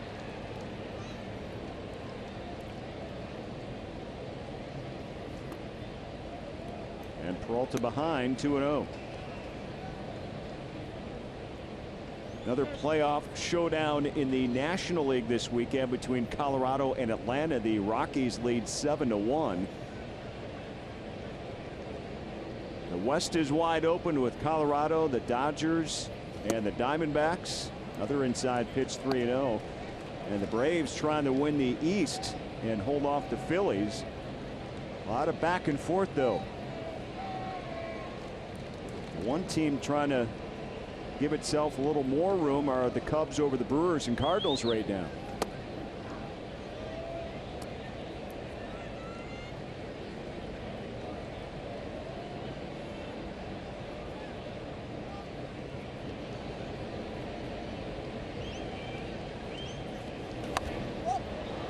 Pop up in the infield. Peralta calling for it now. Aguilar calls him off. Peralta gets right in the middle of it, doesn't he? Yeah, I mean, he thinks he's a position player. Hey, let's get into tonight's time of the game.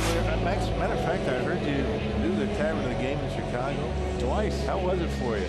I'm telling you right now, it's life-changing, isn't it? I would only say one thing. Dan Plesac followed it up with, "We need a cold one." I heard that. Hey, it's Marty's Village Inn in South Wayne. If they call the Brewers, by 10 o'clock tomorrow morning, they get 40 tickets to a Friday night game in the Miller Lite Beer Pen. This offer courtesy of the Tavern League of Wisconsin and Miller Lite. I got on one of them. I got Plesac to play along with me that he'd been skiing up in Rib Mountain, and our tavern of the game was in Merrill. You believe him? You believe he was skiing? I'm pretty sure he's never spent a winter here.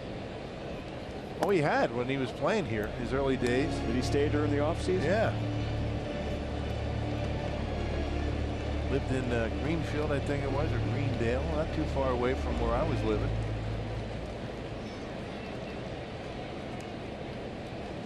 That's impressive stuff then. Yeah. We go way back, you know. I'm not sure he actually had a beer up in Merrill, but that's all right. Or a cold one, as he always liked to say. There aren't too many guys that enjoyed playing baseball more than Dan Plesac. Great attitude, always had that smile going. Very similar to the way he does, you know, on air at the MLB Network. Martinez punches this one, just foul. He's hit safely in 15 of his last 17 starts, and including tonight, he had a double back in the first.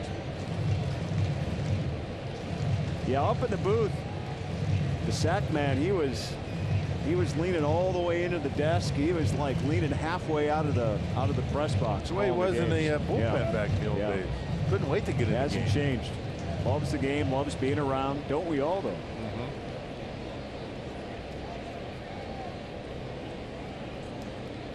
He played just shy of 20 years, though. He had quite a career.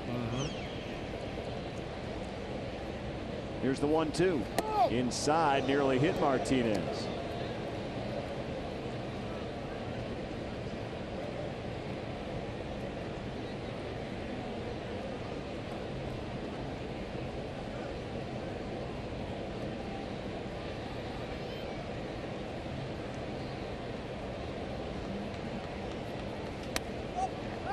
And this one popped up. Shaw doesn't have to move very far from his spot. And that retires the side. Another 1-2-3 inning for Peralta. The Brewers need to get the bats going.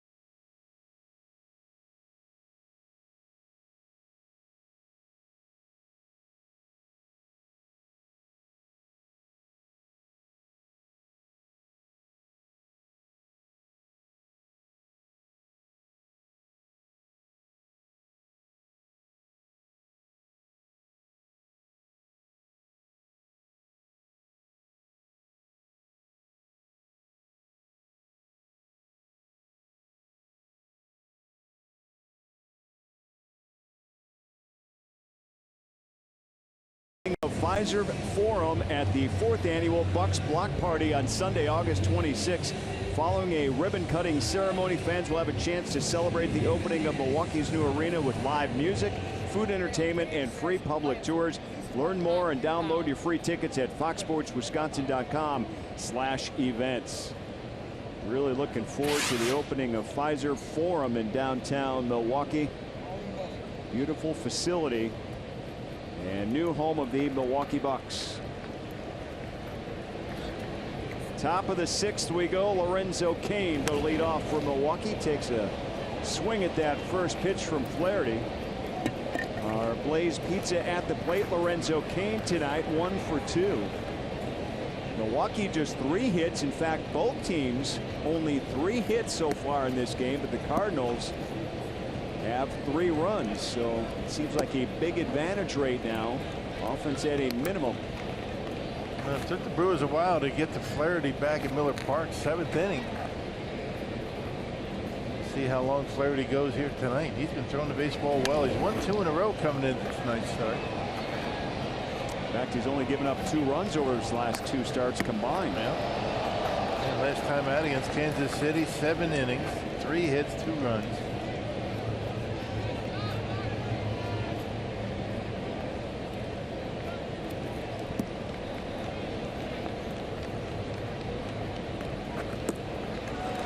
Cain strikes out. Slider, that's a tough pitch.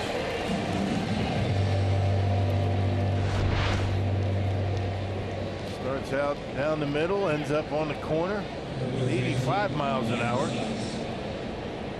Slider curveball combination's a tough one.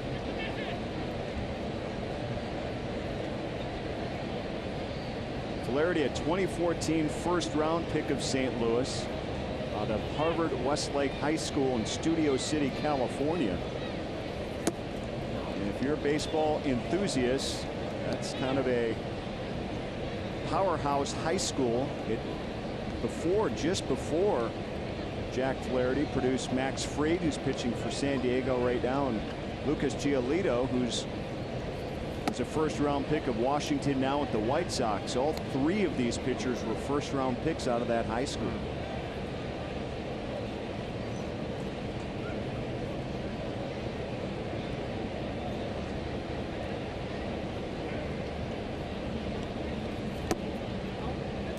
Mustakas lays off that one. It's 3-0. Young starting rotation for the Cardinals has really stepped it up as of late. They got Carlos Martinez on the disabled list. He started a rehab assignment. Adam Wainwright getting up there a little bit, but he's been hurt quite a bit. And Mustakas, a 4-pitch walk. So a 1-out base runner for Jesus Aguilar. A couple of walks for Mustakas, so he's has a good eye at the plate tonight. Our Powerball home run leaderboard, Jesus Aguilar rides the top with 29. Travis Shaw is 23 and Moustakas 22 for Milwaukee.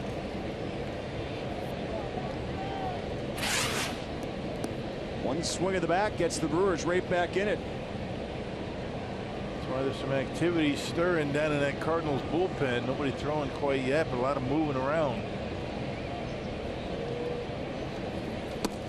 Aguilar drew a walk back in the first inning and then grounded into an inning-ending double play in the 3rd.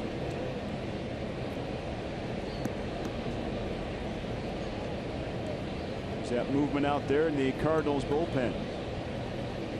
Flaherty's pitch count at 90 here in the 6th inning.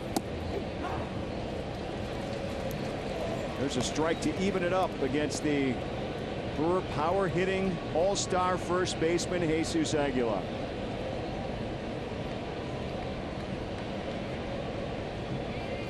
He broke up Flaherty's no-hitter in the 7th inning earlier this season.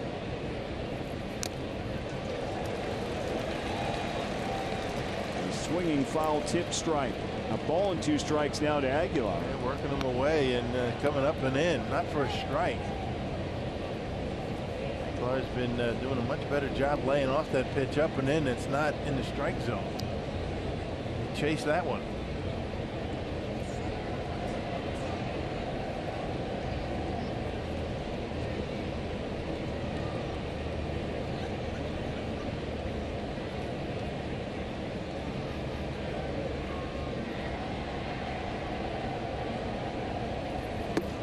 1-2 is low and away, 2-2.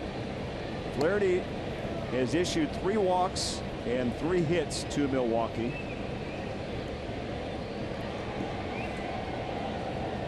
Brewers had a runner in scoring position in the first and third innings. That's been it.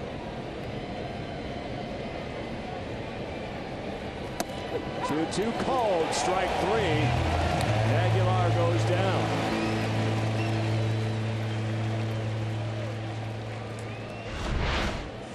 And he goes up and in, and then catches the inside corner down in the strike zone, 90 miles an hour.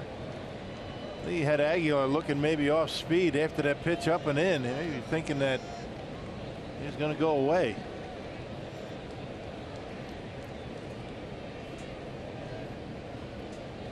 Flaherty has struck out 4 of the last 6 batters for Milwaukee. Here's Travis Shaw. 2 down, and Moustakas at first. Shaw to right on the first pitch. And Martinez has it for the out. So the Brewers, a quiet inning again. It's 3-0.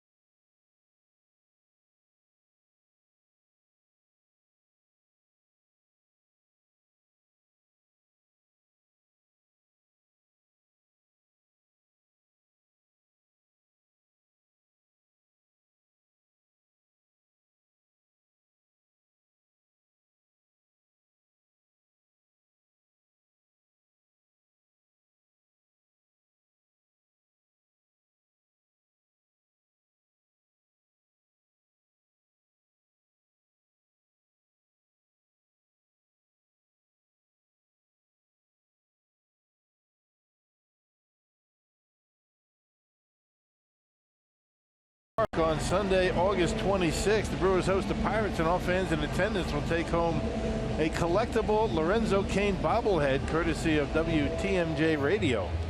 For tickets, go to brewers.com.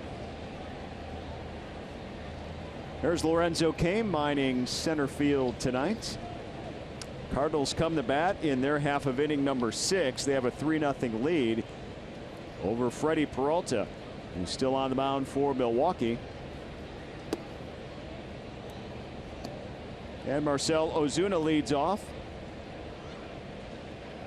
He got the scoring going back in the first inning with a 2 RBI single. That's really been most of the damage against Peralta. They had the solo home run by Jerko back in the 4th.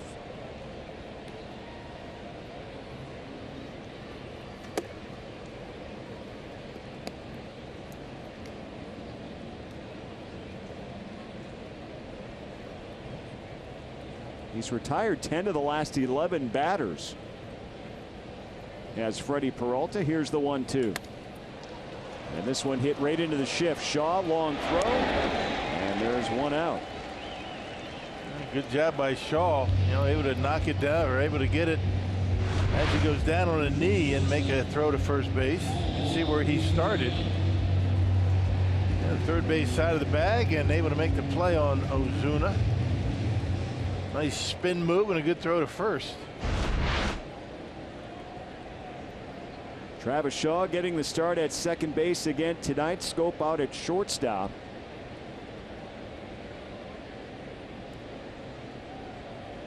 Here's Paul DeJong.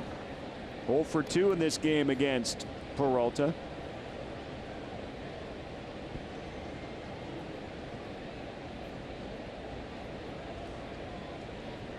Cardinals are 12-3 in the month of August, and all 3 of the losses, including last night, by a single run. That's a foul ball, no play. Yeah, they're in a good stretch, but you don't figure it's going to last forever. The Brewers have had stretches like that this year. And remember the May that the Brewers were able to put together. Put themselves in pretty good position.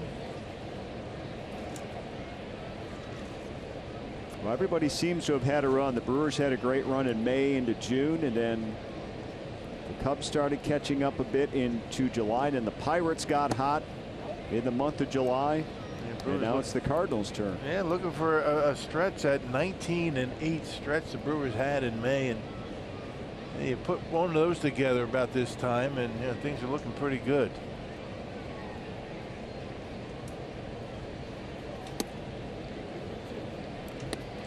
That's the thing, at this point in the season, you put yourself in position to make a run. You just wait for that run to come. Just hang in there until you get hot. Cardinals are hot, got them back in it. Not sure how long it's going to last. And there's the strikeout for Peralta. Good curveball. Seems like that curveball and the off speed gets better as the game goes on. And it's a chase pitch out of the strike zone, and you'll get guys to swing at that with 2 strikes. Not when they're ahead in the count. Freddie's doing a much better job throwing first pitch strikes as the game has gone on, as opposed to the first couple innings. He's in a groove right now. That home run he gave up to Jerko. As you take a look at Dan Jennings out in the bullpen right now. Jerko bats now, and he's the last batter to reach against Freddie Peralta. And a big hack there. There's a look at that 4th inning home run. And no doubter, number 10 on the season, but he jumped on the first pitch of the inning. See that exit velocity at near 107. That jumped in a hurry. And first pitch fastball, yep.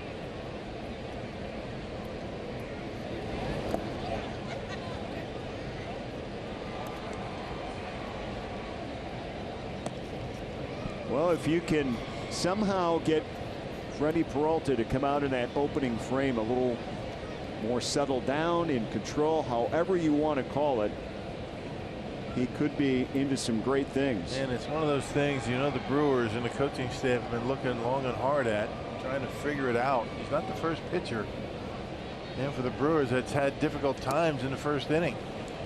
And he gets another strikeout here against Jerko. That's his 5th. And Peralta gets through 6. His team trails by 3 runs, though, as we head to the 7th inning here in St. Louis.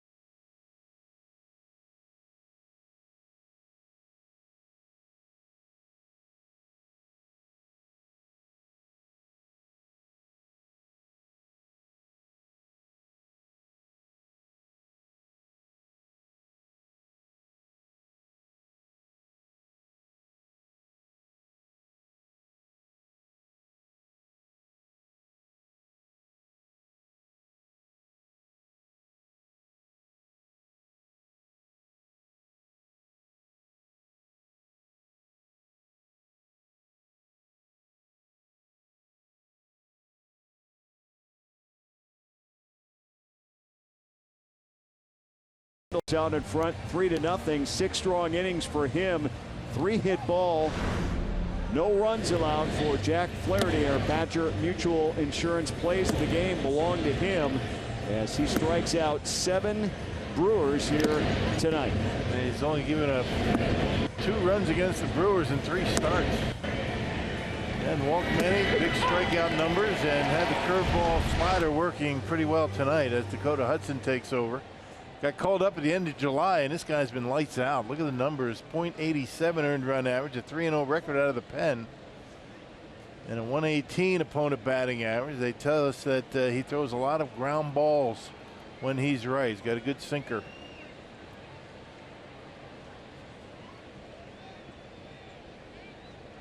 And he'll face Jonathan Schoop to lead off the 7th for Milwaukee.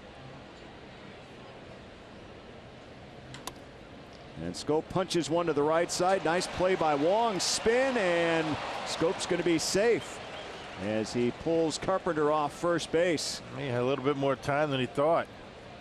Ball was hit hard. Did a good job getting to it, but kind of the sidearm off balance throw off the mark. Didn't have to be that quick. He had a little bit of time to set himself. Not sure it was a hit or an error. Haven't ruled just yet. Good thing is the Brewers have their leadoff batter on here in the 7th inning. Got to figure for the Brewer hitters, anybody but Jack Flaherty has got to be looking good to him. Flaherty on the top of his game once again tonight. Here's Perez, and Schoop aboard with a infield hit. Schoop will take that for sure. So will Milwaukee. Their 4th hit here tonight against St. Louis, and we're in the 7th inning. Only down 3 runs though, and you get yourself a new pitcher in there, you never know what'll happen. Perez came in to replace Eric Thames, who left the game midway with a sore knee. He collided with Lorenzo Cain back in that 1st inning. It lasted through his first at bat, but right knee soreness, the official word from the Brewer clubhouse.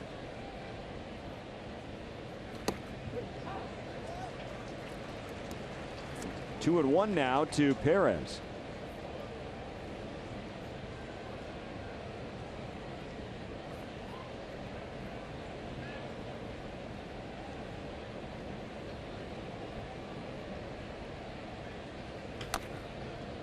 Little tapper foul. See the way he gets on top of that fastball. Got that good sinking action as it gets to home plate. Yeah, tough to elevate.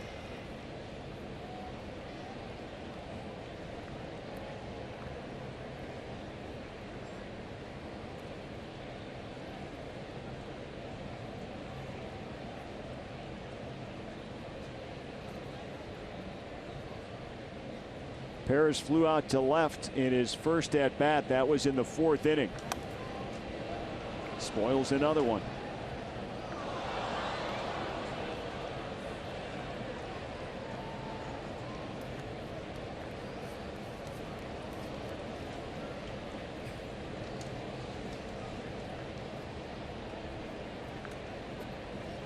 Again, Perez over the last month, 33 games, 325 clip coming into tonight's action.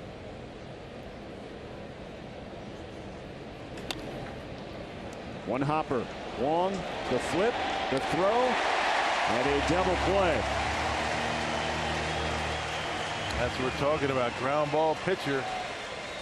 And Dakota Hudson. A couple of ground balls to second base. The first one an infield hit. This one 4-6-3.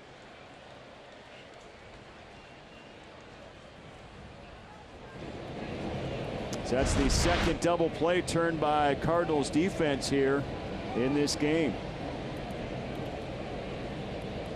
That wipes the bases clean. 2 down for Eric Kratz.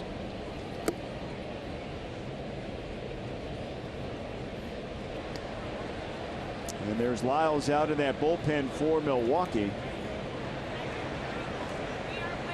Brewers acquired him on the last homestand from San Diego. Ryan Braun in the on-deck circle. It appears Freddie Peralta's night is over. There's 2 down now for Eric Kratz, so we may not see Braun. It'd be good to see Kratz get on base and Braun step in there and pop one out of the ballpark. Yeah.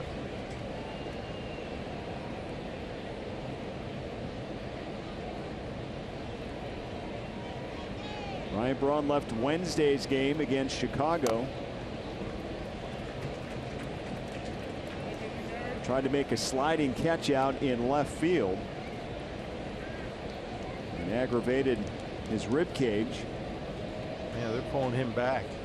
You got now they have Keon Broxton coming out in the on-deck circle. You wonder if he didn't feel something up there.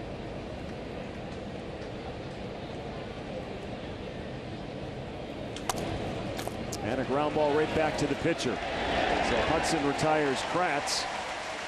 And the double play dooms Milwaukee here in the 7th inning.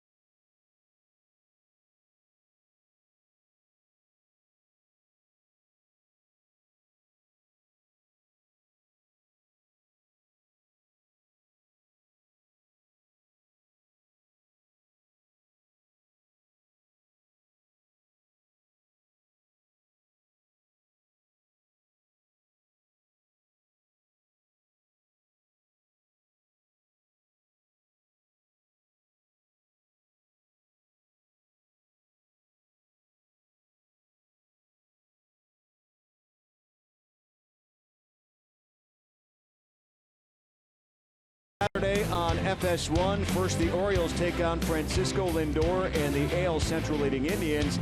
Then Ryan Braun and the Brewers battle Matt Carpenter and the Cardinals. Coverage begins at 2 on FS1 or stream it live on the Fox Sports app. So Keon Broxton now out in right field for Milwaukee as a double switch is made for Craig Counsell's Brewers. And out on the hill is going to be Jordan Lyles.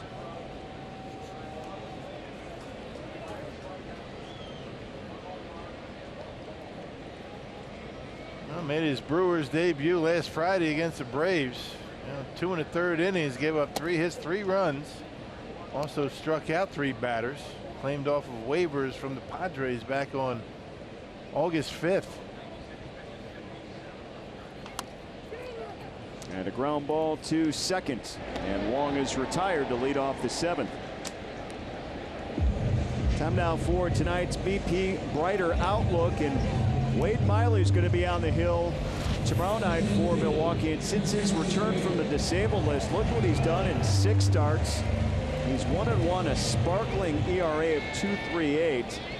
And opponent batting average at 225 right now. He won last Saturday's game, or the team did last Saturday in his start. And well, what a job he has done, and what a career season turnaround that he has had from a year ago with Baltimore. His ERA well over 5, Rock. And he was walking a lot of batters, with the Orioles, and he tweaked his mechanics in the offseason, and it has certainly paid off. He's been a nice shot in the arm to this Brewers starting rotation, eating up innings.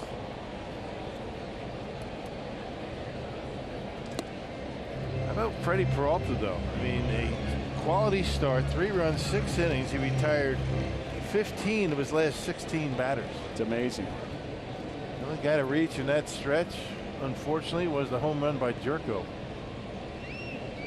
That stretched the lead out to 3-0. He gave up those 2 runs in the first inning. And somehow, some way, if he can figure out what goes wrong in that first inning, whatever the reason may be, and it's not terrible. I mean, certainly it's only a 3-0 game. Looking for some run support right now. Right. Well, he and Chase Anderson have had a difficult time in the first inning. Brewer starters this year. Yeah, you mentioned it. He's not the only one.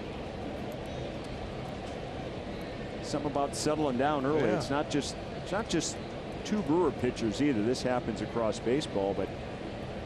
And again, I'm reaching here, but you know, all his starts on the road. This one ripped down the left field line. And Bader trots into second base with a 1-out double here in the 7th inning.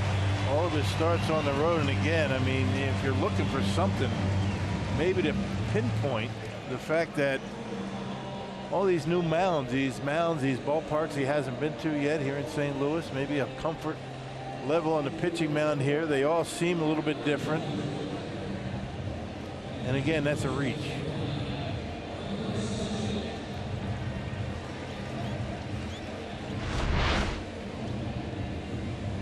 Fastball middle in, 87 miles an hour. Bader able to get enough of it, rips it down the line for a 1-out double. This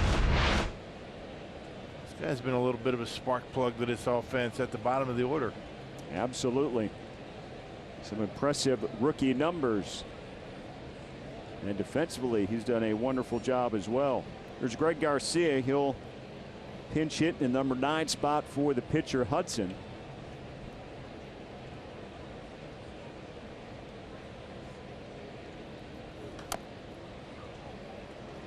Takes a swing at Lyles' first pitch.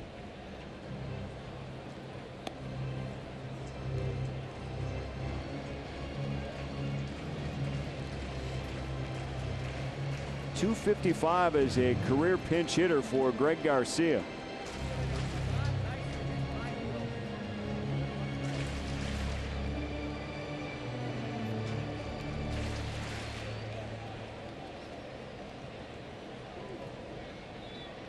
He's also walked 6 times as a pinch hitter, so he's a tough out coming off the bench.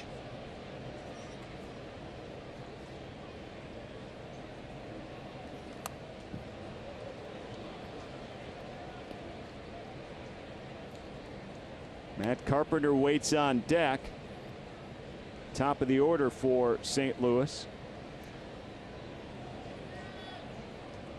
Had an 8-game winning streak snapped last night in a 5-4 loss to the Nationals. They took 3 out of 4 in that series.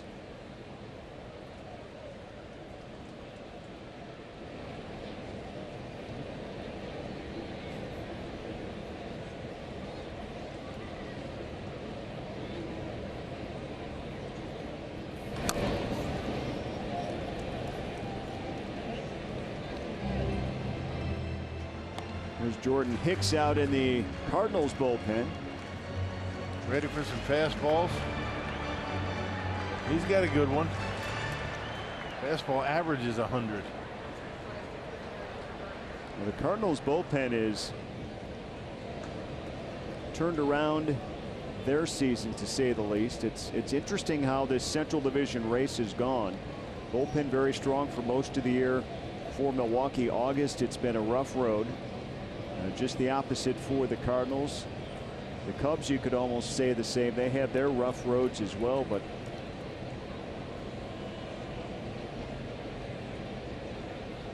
a lot of things going St. Louis's way right now.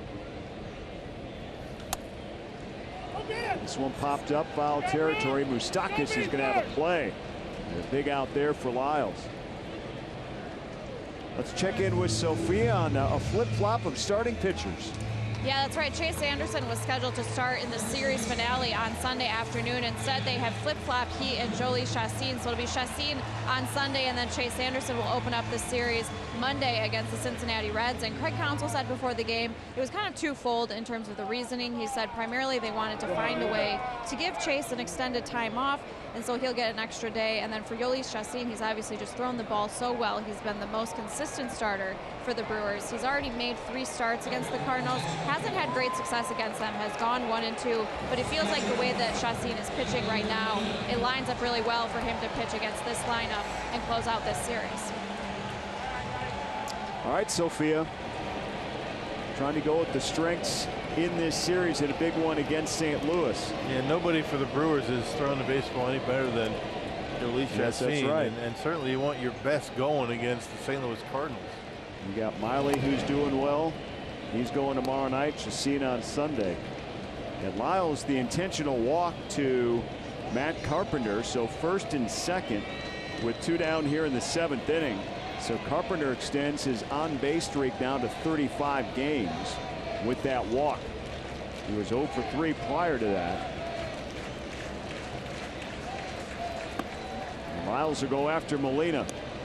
And Lyle's one of those guys, not overpowering. He's got a pretty good 4-pitch mix. His changeup can be a real good pitch. Fastball, slider, curve, changeup.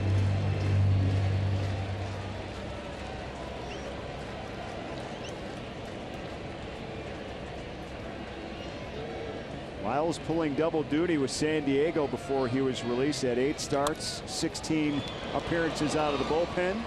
And Scope will go the distance for the final out there, 6-3, as Molina is retired. The Cardinals threaten, but Lyles shuts down St. Louis.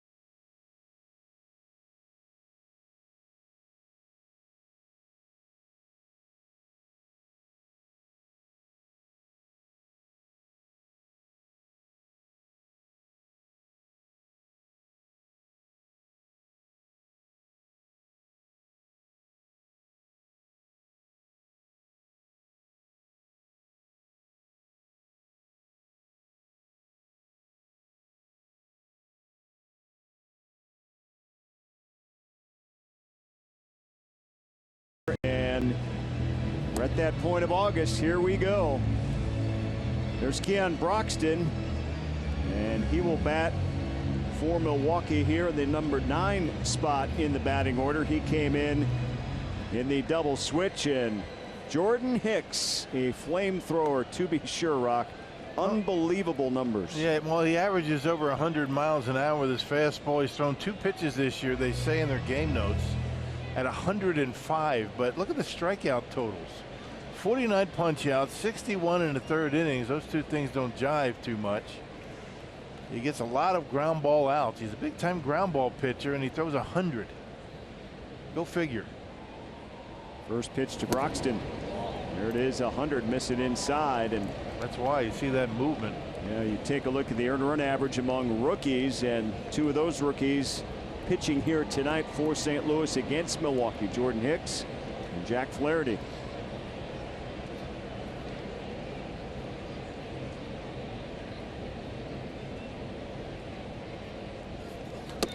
Rock, I'm sure this is almost a situation we've seen all year with Milwaukee. You're ahead, tight ball game. You get this point into the game. If you're St. Louis right now with your pitching, you bring in Hicks here. It's almost like Milwaukee bringing in Hader. Yeah, and then you have Bud Norris, who's been their closer this year. But the Brewers have been in striking distance. I mean, they haven't been able to muster a whole lot offensively. They've only got the 4 hits. But again, I mean, get a couple of men on and take your chances. Freddie Peralta was able to settle things down. Only a 3-0 game at this point.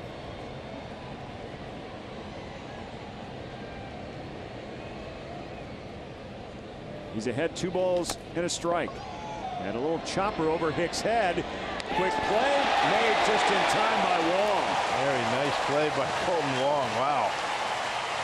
Well, the tough part of that play is as fast as he was running in for that ground ball, a little chopper, to get it in and out of the glove and on its way accurately to first base. That's an impossible throw. And he was able to pull it off. Check that out. Got him by half a step. Terrific play by Colton Wong. We're going to see that one again tonight.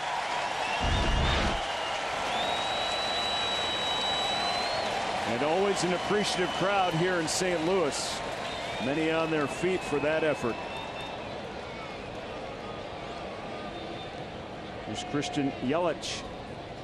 He had a double back in a third. It was a leadoff double, and he was stranded on the bases. Milwaukee, one of their best scoring opportunities of the very few tonight, back in that third inning.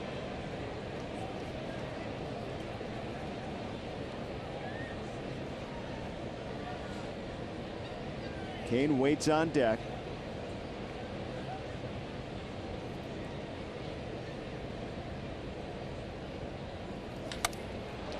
And this one ripped into center field, a base hit for Christian Yelich. 102 miles an hour. He's able to turn around. Getting a lot of the play with a fastball. 102 miles an hour. He doesn't have that many strikeouts, and maybe the reason, you know, not much of a complimentary pitch. You know, the slider a bit inconsistent, but Yelich able to turn around 102 right there. So Yelich aboard for Lorenzo Cain.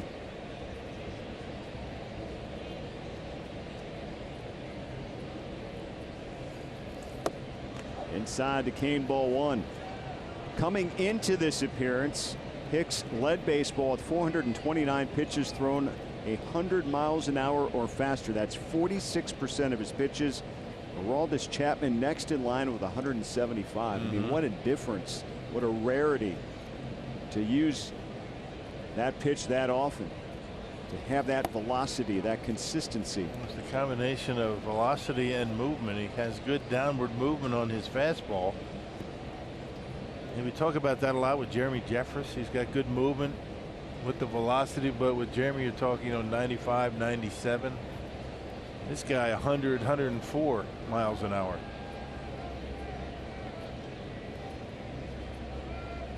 Here's the 2-0 to Cain, and it's low, 3-0.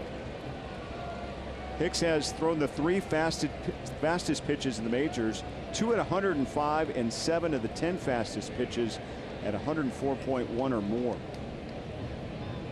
And the infield drawn in as Hicks gave up a 1-out single to Yelich and is down 3 balls and no strikes to Cain. Yep, need another base runner. Maybe take a couple pitches, make him throw a strike. Figure out a way to get that tying run to the plate. And you got the big hitters coming up, the big boppers. Although Hicks has only allowed 1 home run this year. Mike Moustakas waits on deck. Yelich, only the second Brewer to hit Hicks. Shaw also has a hit against him. The rest of the Brewers 1 for 15. That was before Yelich's hit. Tough customer out there on the mound. Yeah.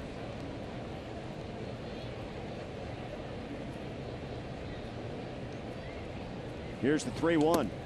Right down the middle at 100. Yep, he did take another.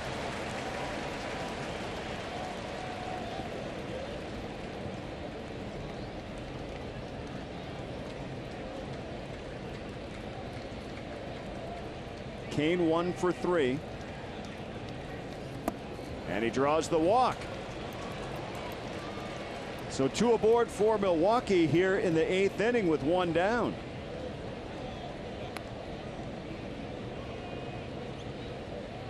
Top 2 batters reach. Here's Mike Moustakas, number 3 in the order. And he's been on base twice, been very patient, drawn 2 walks. And Hicks having a tough time finding the strike zone right now. And nothing doing in that Cardinals bullpen. They do have 2 lefties down there. Neither one of them have been throwing.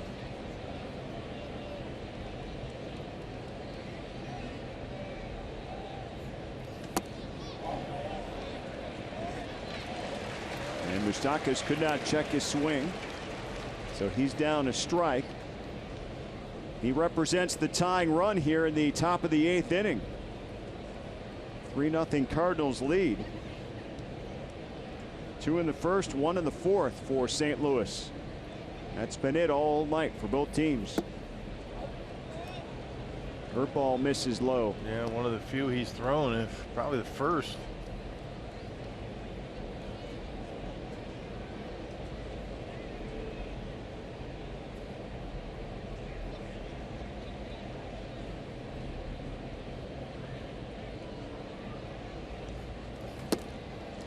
Outside again.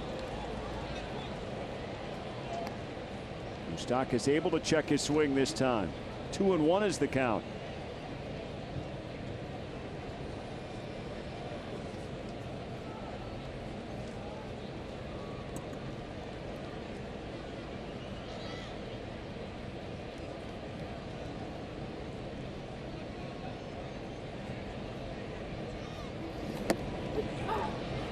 There's a strike down the top of the zone outside corner at 100. That could have gone either way, up and away.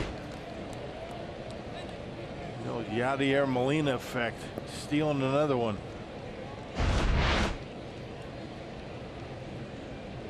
Boy, the movement at 100 is amazing. Yeah, that's why he's so effective at getting ground balls.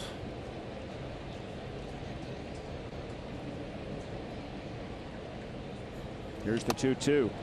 Moustakas fouls one away. Moustakas making his 15th start for Milwaukee at third base since he came over on July 27th. Came into the night batting .311 as a Brewer with 2 home runs and 10 RBIs.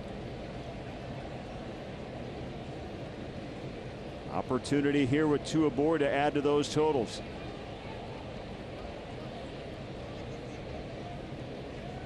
Here's the 2-2. And somehow Moustakas stays alive. That thing's sinking. Got the slider again. Pounded it right off his leg. He doesn't dare rub it. He's not doing that. No.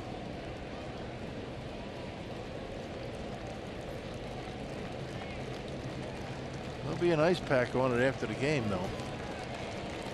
That'll be after the clubhouse is closed. No reporters left in there. Right.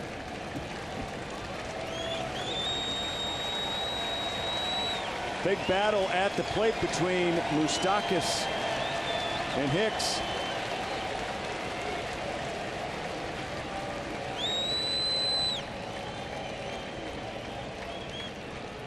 The 2-2. Outside. Full count now in the Brewer third baseman.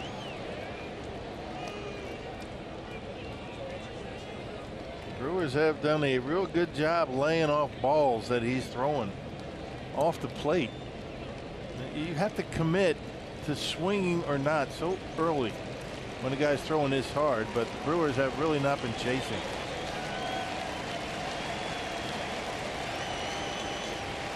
Eighth pitch of the at-bat to Moustakas. Outside, he walked him, and the bases are loaded. And Jesus Aguilar is going to get a chance. A big inning brewing. There's Mike Maddox waiting at the top of the step. He's the Cardinals pitching coach. A couple of walks and a base hit. Brewers now have the go-ahead run coming to the plate. Mike Maddox on his way out to have a chat, calm him down a little bit. Still no activity in the Cardinals bullpen. Just now they're starting to move around a little bit. Looks like Bud Norr is starting to get loose.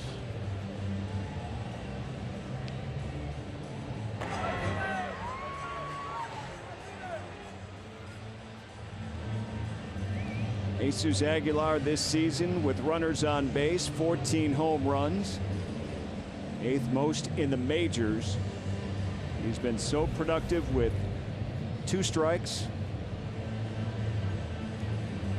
Clutch player for Milwaukee, 87 RBIs, good for 3rd in the National League. Tell you what, one swing of the bat, he'd be on top of that board. Man, no kidding. One swing of the bat, he's got 91. Kind of one of those catch-22s here, though, with Hicks. I mean, with that two-seamer that he throws, he gets a lot of ground balls. You don't want to hit a ground ball here and ground into a double play. Yet at 100+ miles an hour, you don't want to be swinging the pitches up in the strike zone. Awfully tough to get to up around the letters or up around the belt at 100.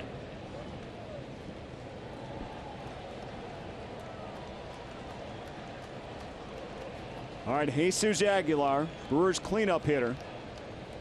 Bases loaded. And the first pitch, 102, hits the top of the zone. Yeah, that's that high fastball that's awfully difficult to center up.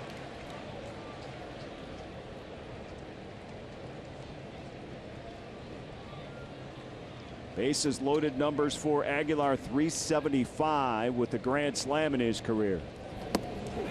There's strike 2.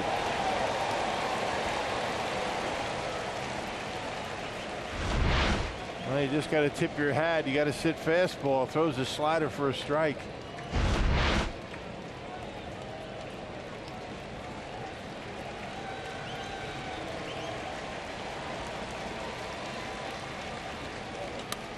And Aguilar left field, base hit. 1 run in, and the Brewers play 2 as Aguilar comes through with an RBI single, a 2 RBI single.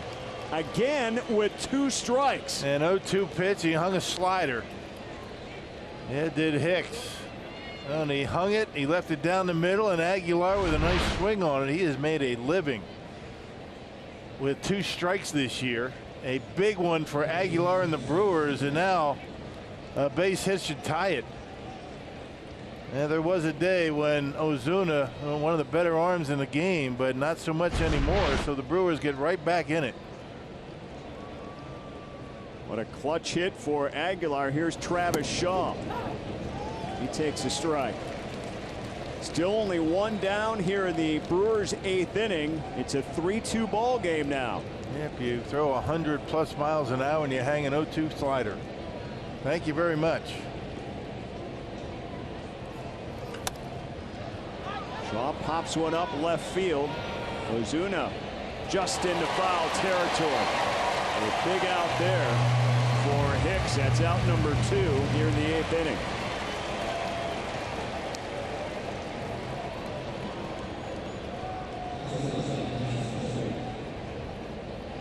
That'll bring up Jonathan Schoop. He reached back in the 7th on an infield hit.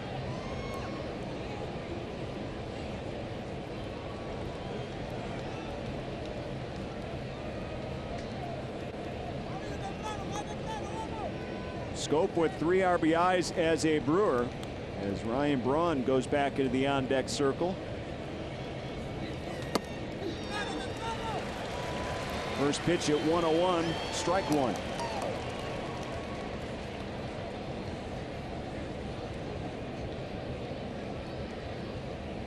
Jesus Aguilar at first.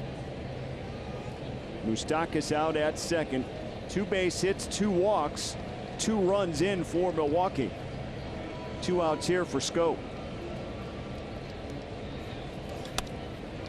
And this one looped in the shallow center and caught there by the Young. And the Brewers' 8th inning is over, but they do get 2. They're within 1 run of St. Louis.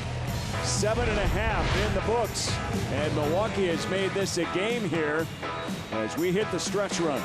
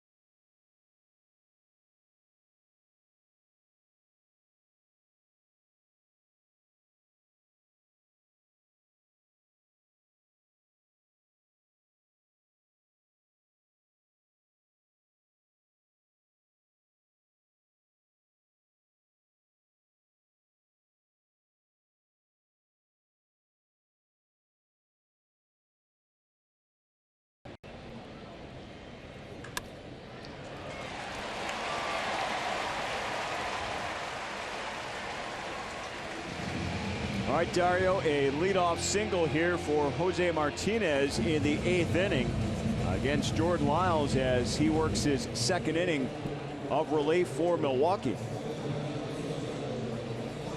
Brewers get 2 runs back in the 8th inning on that clutch hit from Aguilar to make it a 3-2 game. O'Neill comes in to pinch run for Martinez.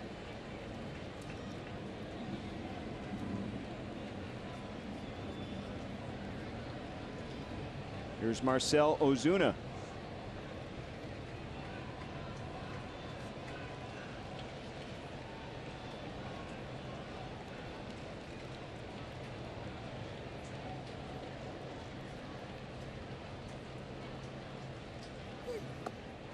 And Ozuna, a half swing. He kind of waved at that. Another breaking pitch.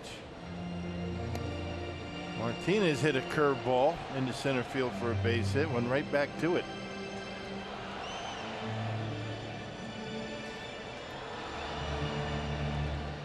Well, you can't say enough about the top of the order for Milwaukee. Yelich, Kane, Moustakas, Aguilar, all manufacturing a couple of runs there in that 8th inning. And good patience at the top of the order. Yelich getting it started with a base hit. Moustakas has walked 3 times tonight.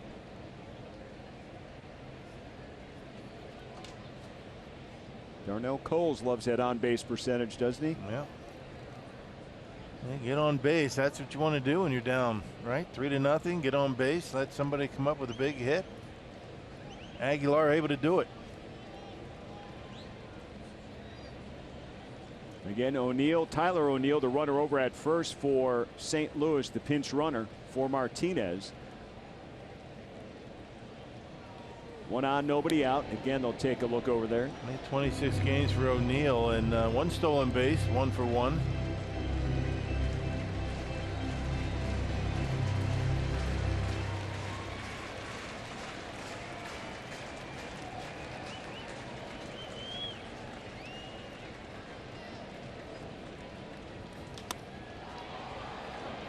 This one to right. Keon Broxton coming in for the out. That's the first out here in the 8th inning. Yeah, went back a couple of steps, but it doesn't matter with him the way he can run.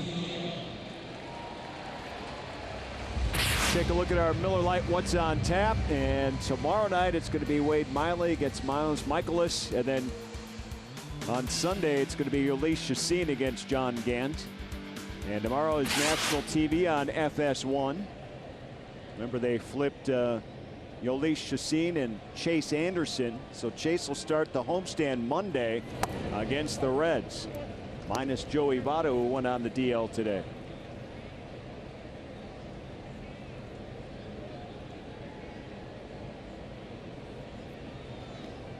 So Ozuna retired. Here's DeYoung, who's 0 for 3 tonight, a couple of strikeouts. Well, as much as Freddie Peralta struggled in that first inning, giving up the 2 runs, and then retires 15 of the next 16, you can't say enough about the job he did to give the Brewers a chance here to stay in it. They finally scored in the 8th inning to make it a game. Ended up being a good outing, right? I mean, you give up 3 runs in a game and you're going to win a lot. Unfortunately, Jack Flaherty was even better.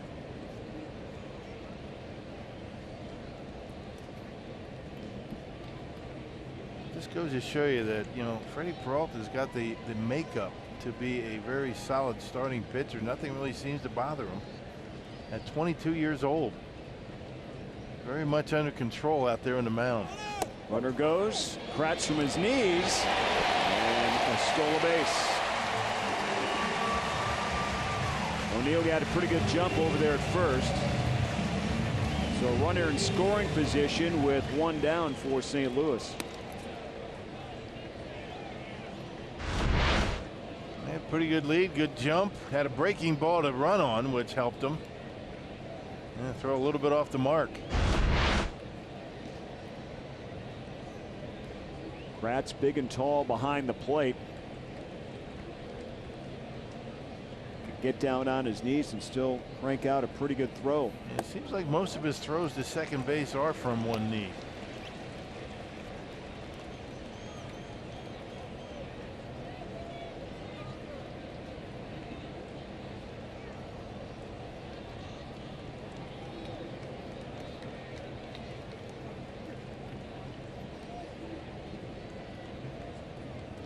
Cubs still lead the Pirates in the 8th inning 1-0. They won last night's game 1-0.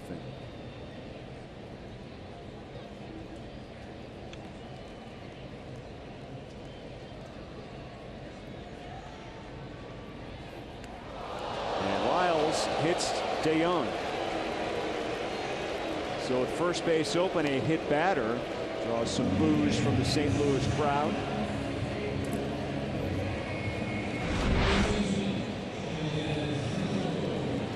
Man, looked like a changeup, so no intent there. You're not going to hit a guy with a changeup, and got him right in the side. DeYoung taking a look at him. Young man, that was a changeup. He's not trying to hit you.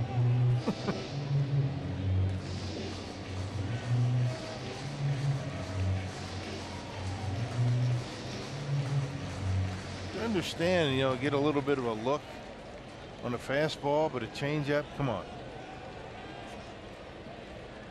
So 2 aboard with 1 down in the 8th inning. Here's Jerko.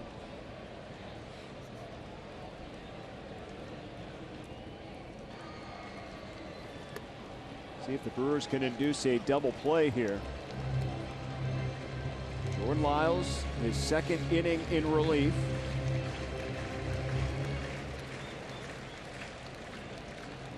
Escaped any damage in the 7th with 2 runners on base. 2 on here in the 8th with 1 down. And it's 2-0. Jerko hit that big home run in the 4th inning. And we talked about Peralta retiring 15 of 16. That's the only guy he didn't get from the 2nd inning on. And right now, that's the difference in the game. And no activity in the Brewers bullpen in this 8th inning. Couple of men on.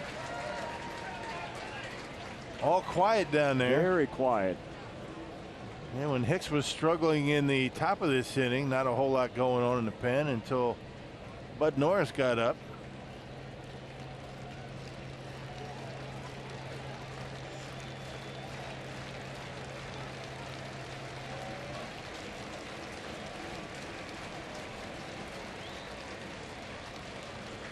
Here's the 2-1. Nope.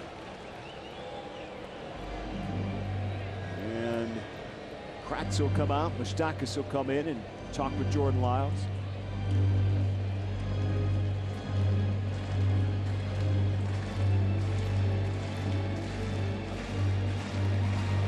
Tense moments late in a tight ball game here in St. Louis. Greg Counsell looking for a ground ball. Get out of this inning.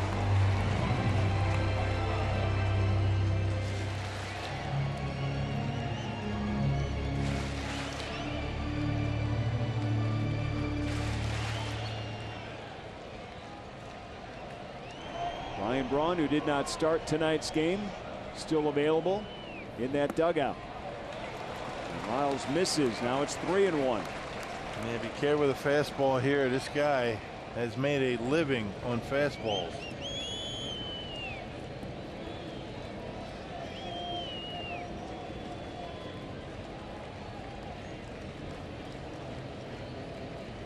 Cardinals in the dugout trying to rally the troops. And ball 4. So bases loaded. And no activity in that Brewer bullpen in a 3-2 game. Bases loaded, 1 down now here in the 8th inning. I would imagine you're going to start thinking about getting Jennings up. You got Colton Wong. It's going to be a little bit too late to get him in the game, but you get toward the bottom of the order and Matt Carpenter comes up, you've got some big problems. Let's see who the Brewers are going to get up and start getting loose. If anybody.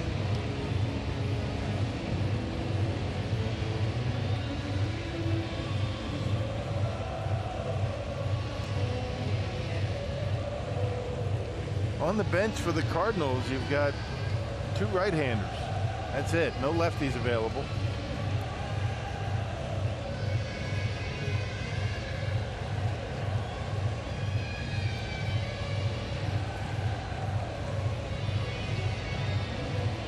All right, so after the infield joins Derek Johnson in his chat with Eric Kratz and Jordan Lyles. Defense will get set. One down here in the 8th.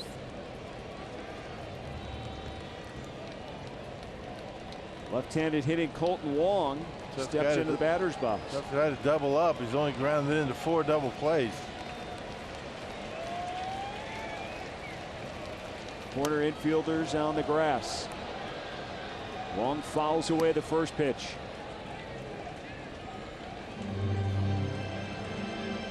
Wong officially 0 for 2. Did walk back in the 2nd inning.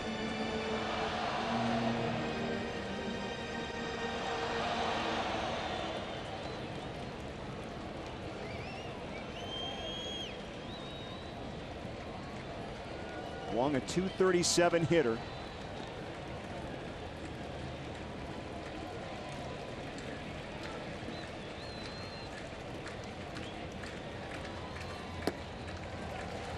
This is high and away, 1-1. They have a difficult time with that changeup as Lyles. Remember, he hit the Young with that pitch. That one way up and away.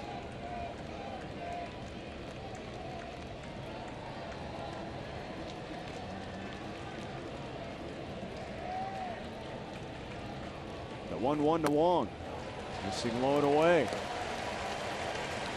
No place to put him.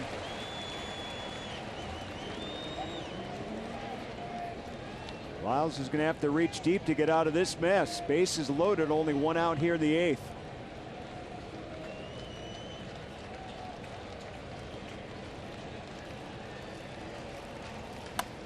And he lofts this one in the left field, base hit. 2 runs are in. Wong hustles into second, a 2 RBI double, and that extends the lead to 5-2.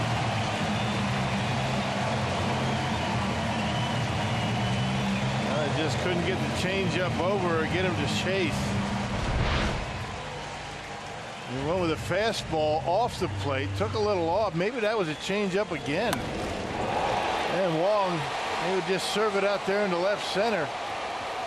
Not over swinging, putting it in play, and lines it into left center for a couple of RBIs. That is a killer right there for the Brewers.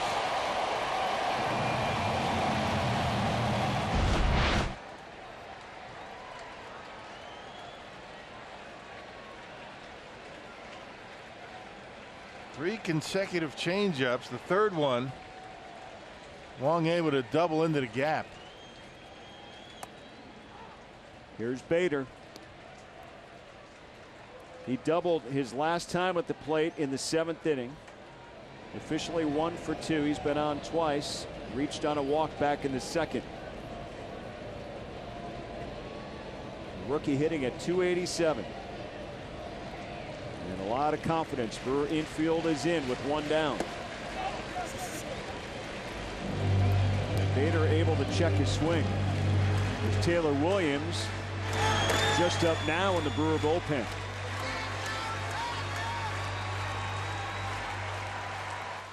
No activity until a moment ago in this inning in the Brewer bullpen. Jordan Lyles working his 2nd inning of relief. And 2 runs are in right now for St. Louis. Bader chases.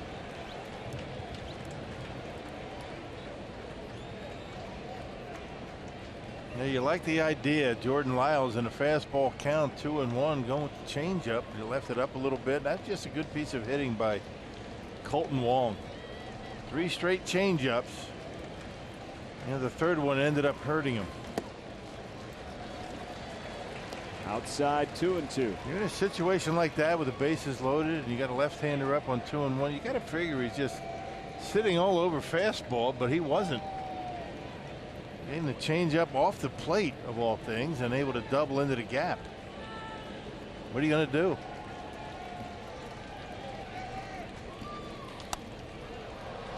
Well, this one popped up on the right side, and it's going to reach the seats. Top of the Cardinal dugout. The count stays 2-2.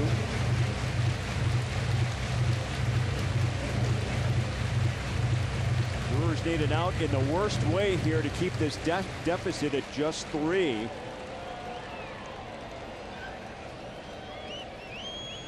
they have only 3 outs left to work with in this opening game series.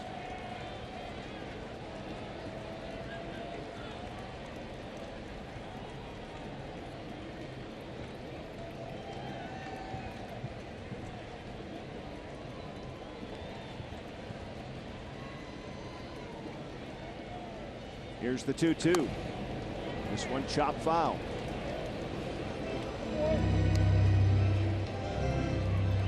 A lot of pitches for Lyles. Second appearance for Lyles as a Brewer. Next pitch will be number 40.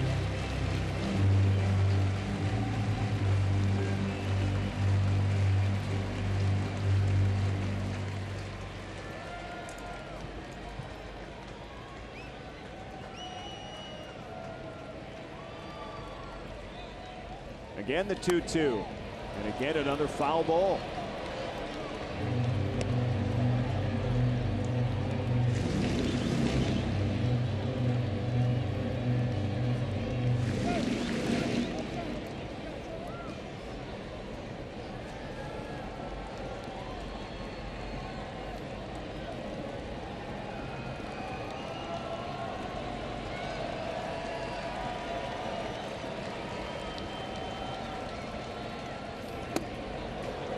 Misses high and inside, 3-2.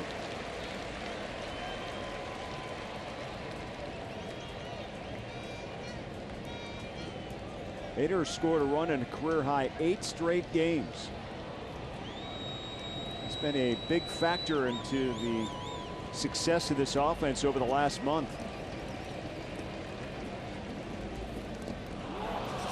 And this one he takes a swing at Kratz. We'll make sure the runner from third doesn't go before he secures it out to Aguilar. And that breaking pitch, and Bader not able to hold up. That was a pitch out of the zone in the dirt.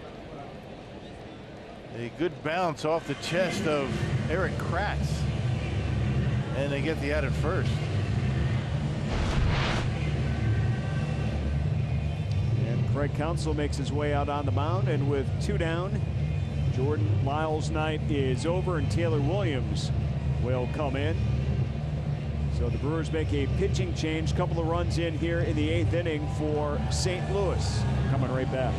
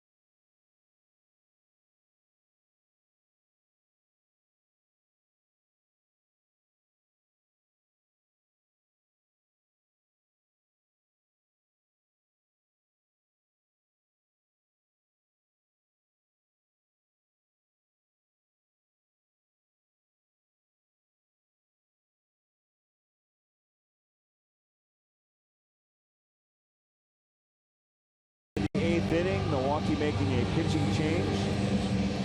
Taylor Williams out on the hill for the Brewers right now. He has 2 runners on base, making appearance number 44 on the season. Well, he's come off the disabled list, and he's made an appearance. That was in Chicago, 44th appearance. 406 earned run average for Taylor. Been a nice surprise for the Brewers. He pitched on Wednesday against the Cubs. Inning in 2/3 actually, and pitched well. Struck out a couple of batters.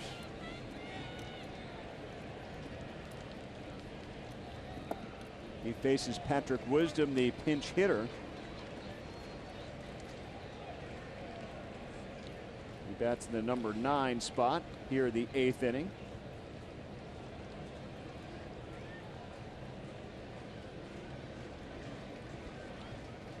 Colton Wong had the big hit against Lyles, the 2 RBI double to take it from 3-2 to 5-2.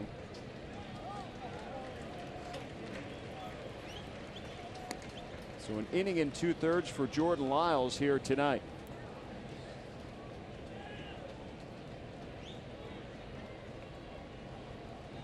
And Taylor Williams stay on the disabled list did not require a rehab assignment at all. He was able to quickly bounce back, mostly just fatigue. He had a nice outing against the Cubs the other day. Yeah, he's worked a lot. 10 days is going to do him good. Yeah, down the stretch. Teams are doing a lot of that. Any sign of a problem, you put a guy on the DL. That's probably what the Reds are doing with Votto, giving him a break for 10 days. And much different, the 10-day DL as opposed to the 15-day. Makes a big difference, and teams are using the disabled list a lot differently. Absolutely.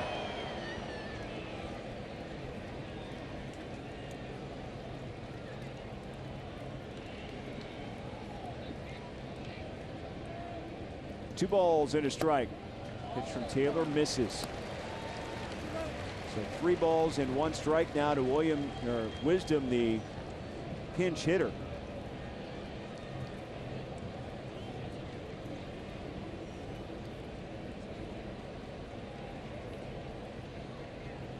He walked last night in a pinch hit appearance.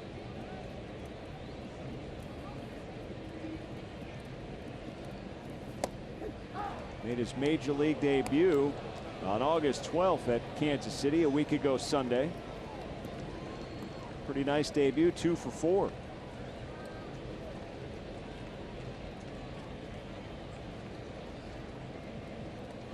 Wisdom became the 8th Cardinal to make his major league debut this season. A lot of youth on this Cardinal team and the run they've made. Here's the 3-2. And Wisdom strikes out. So Taylor Williams does his job, stranding 2 runners. But St. Louis increased its lead here in the 8th inning to 5-2.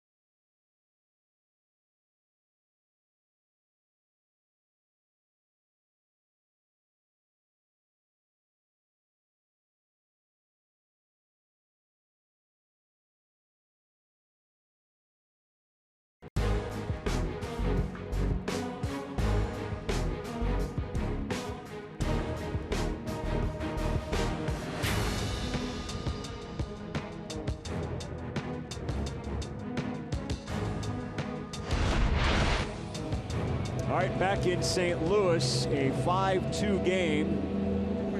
Tyler O'Neill stays in the game in right field. He came in as a pinch runner for Martinez in the 8th inning.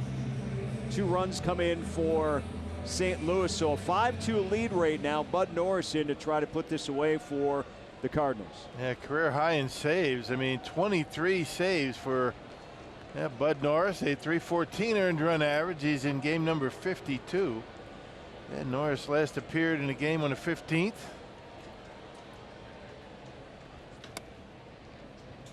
That's going to be Ryan Braun to lead off here as a pinch hitter for Milwaukee. Picked up a save against the Nationals on the 15th. He blew a save a couple of days before. Gave up a couple of runs in a third of an inning.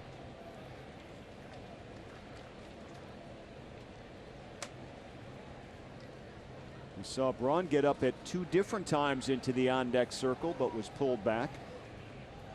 Makes his appearance here. Did not start in today's game. Some rib cage soreness suffered in that Wednesday afternoon game, trying to make a sliding catch at Wrigley Field.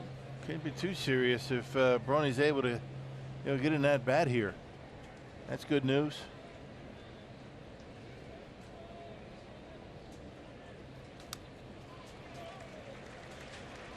Ball and 2 strikes now to the Brewer slugger, who is playing very well. He's had a nice stretch in the last month offensively for Milwaukee. .373 with 4 home runs and 12 RBIs over his last 17 games. And one of those grooves where he's seeing the baseball well, hitting the ball to right field. And this time Braun strikes out. So 1 down here in the 9th inning. Norris gets the first batter. And off the plate with a 2-seamer. Molina setting up inside, and Norris gets the strikeout.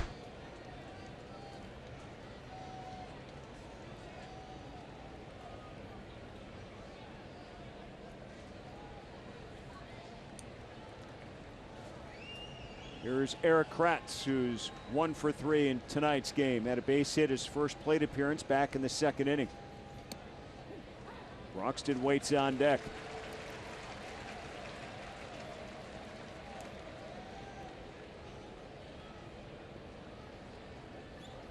The Bud Norris 23 saves are a career high for him so far, and the most for the Cardinals since Trevor Rosenthal had 48 back in 2015.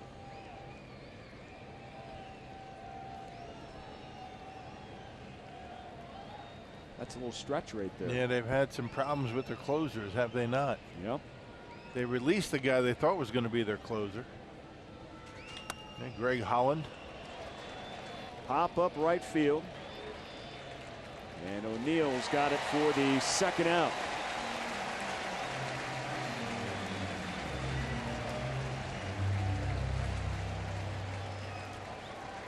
And the Greg Holland situation didn't pan out at all. No, it did not.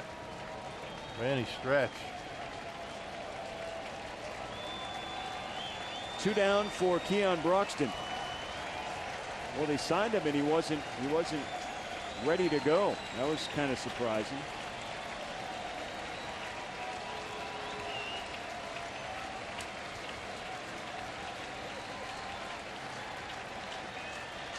Norris to face Broxton.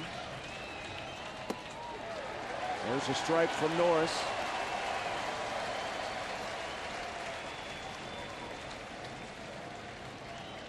Keon called up from AAA to start the week, making his 2nd appearance on this road trip here tonight. Strike 2 from Bud Norris.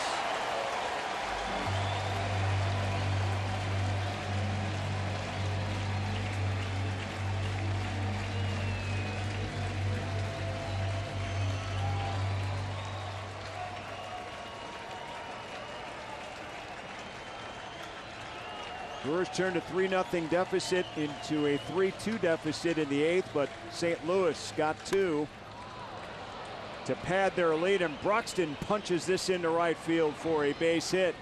So the Brewers still alive here with 2 down. Good approach by Keon right there, not trying to pull it. Now that brings up the top of the order. And Broxton able to stay on a pitch away, and Line drive into right field. There's Christian Yelich. He got things going for Milwaukee in the 8th inning by singling. That opened the doors for Kane and Moustakas and Aguilar, and that's how the Brewers got their 2 runs.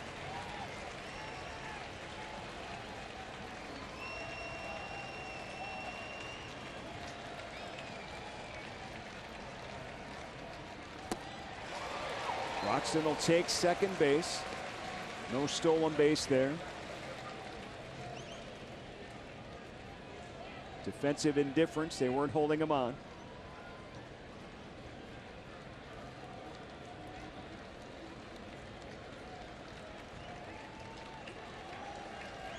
Yelich 2 for 4 tonight.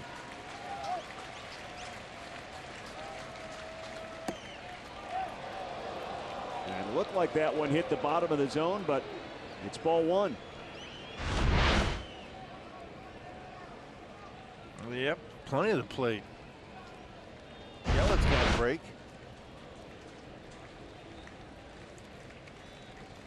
Gary Cedarstrom, the home plate umpire.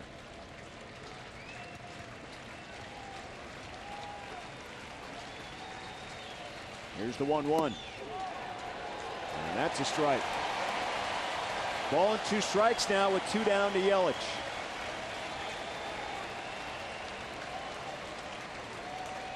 Cubs still lead Pittsburgh 1-0. That one moves to the 9th inning, where Chicago is batting. They won last night's game by that same 1-0 score. What a job their pitching staff has done to open that series.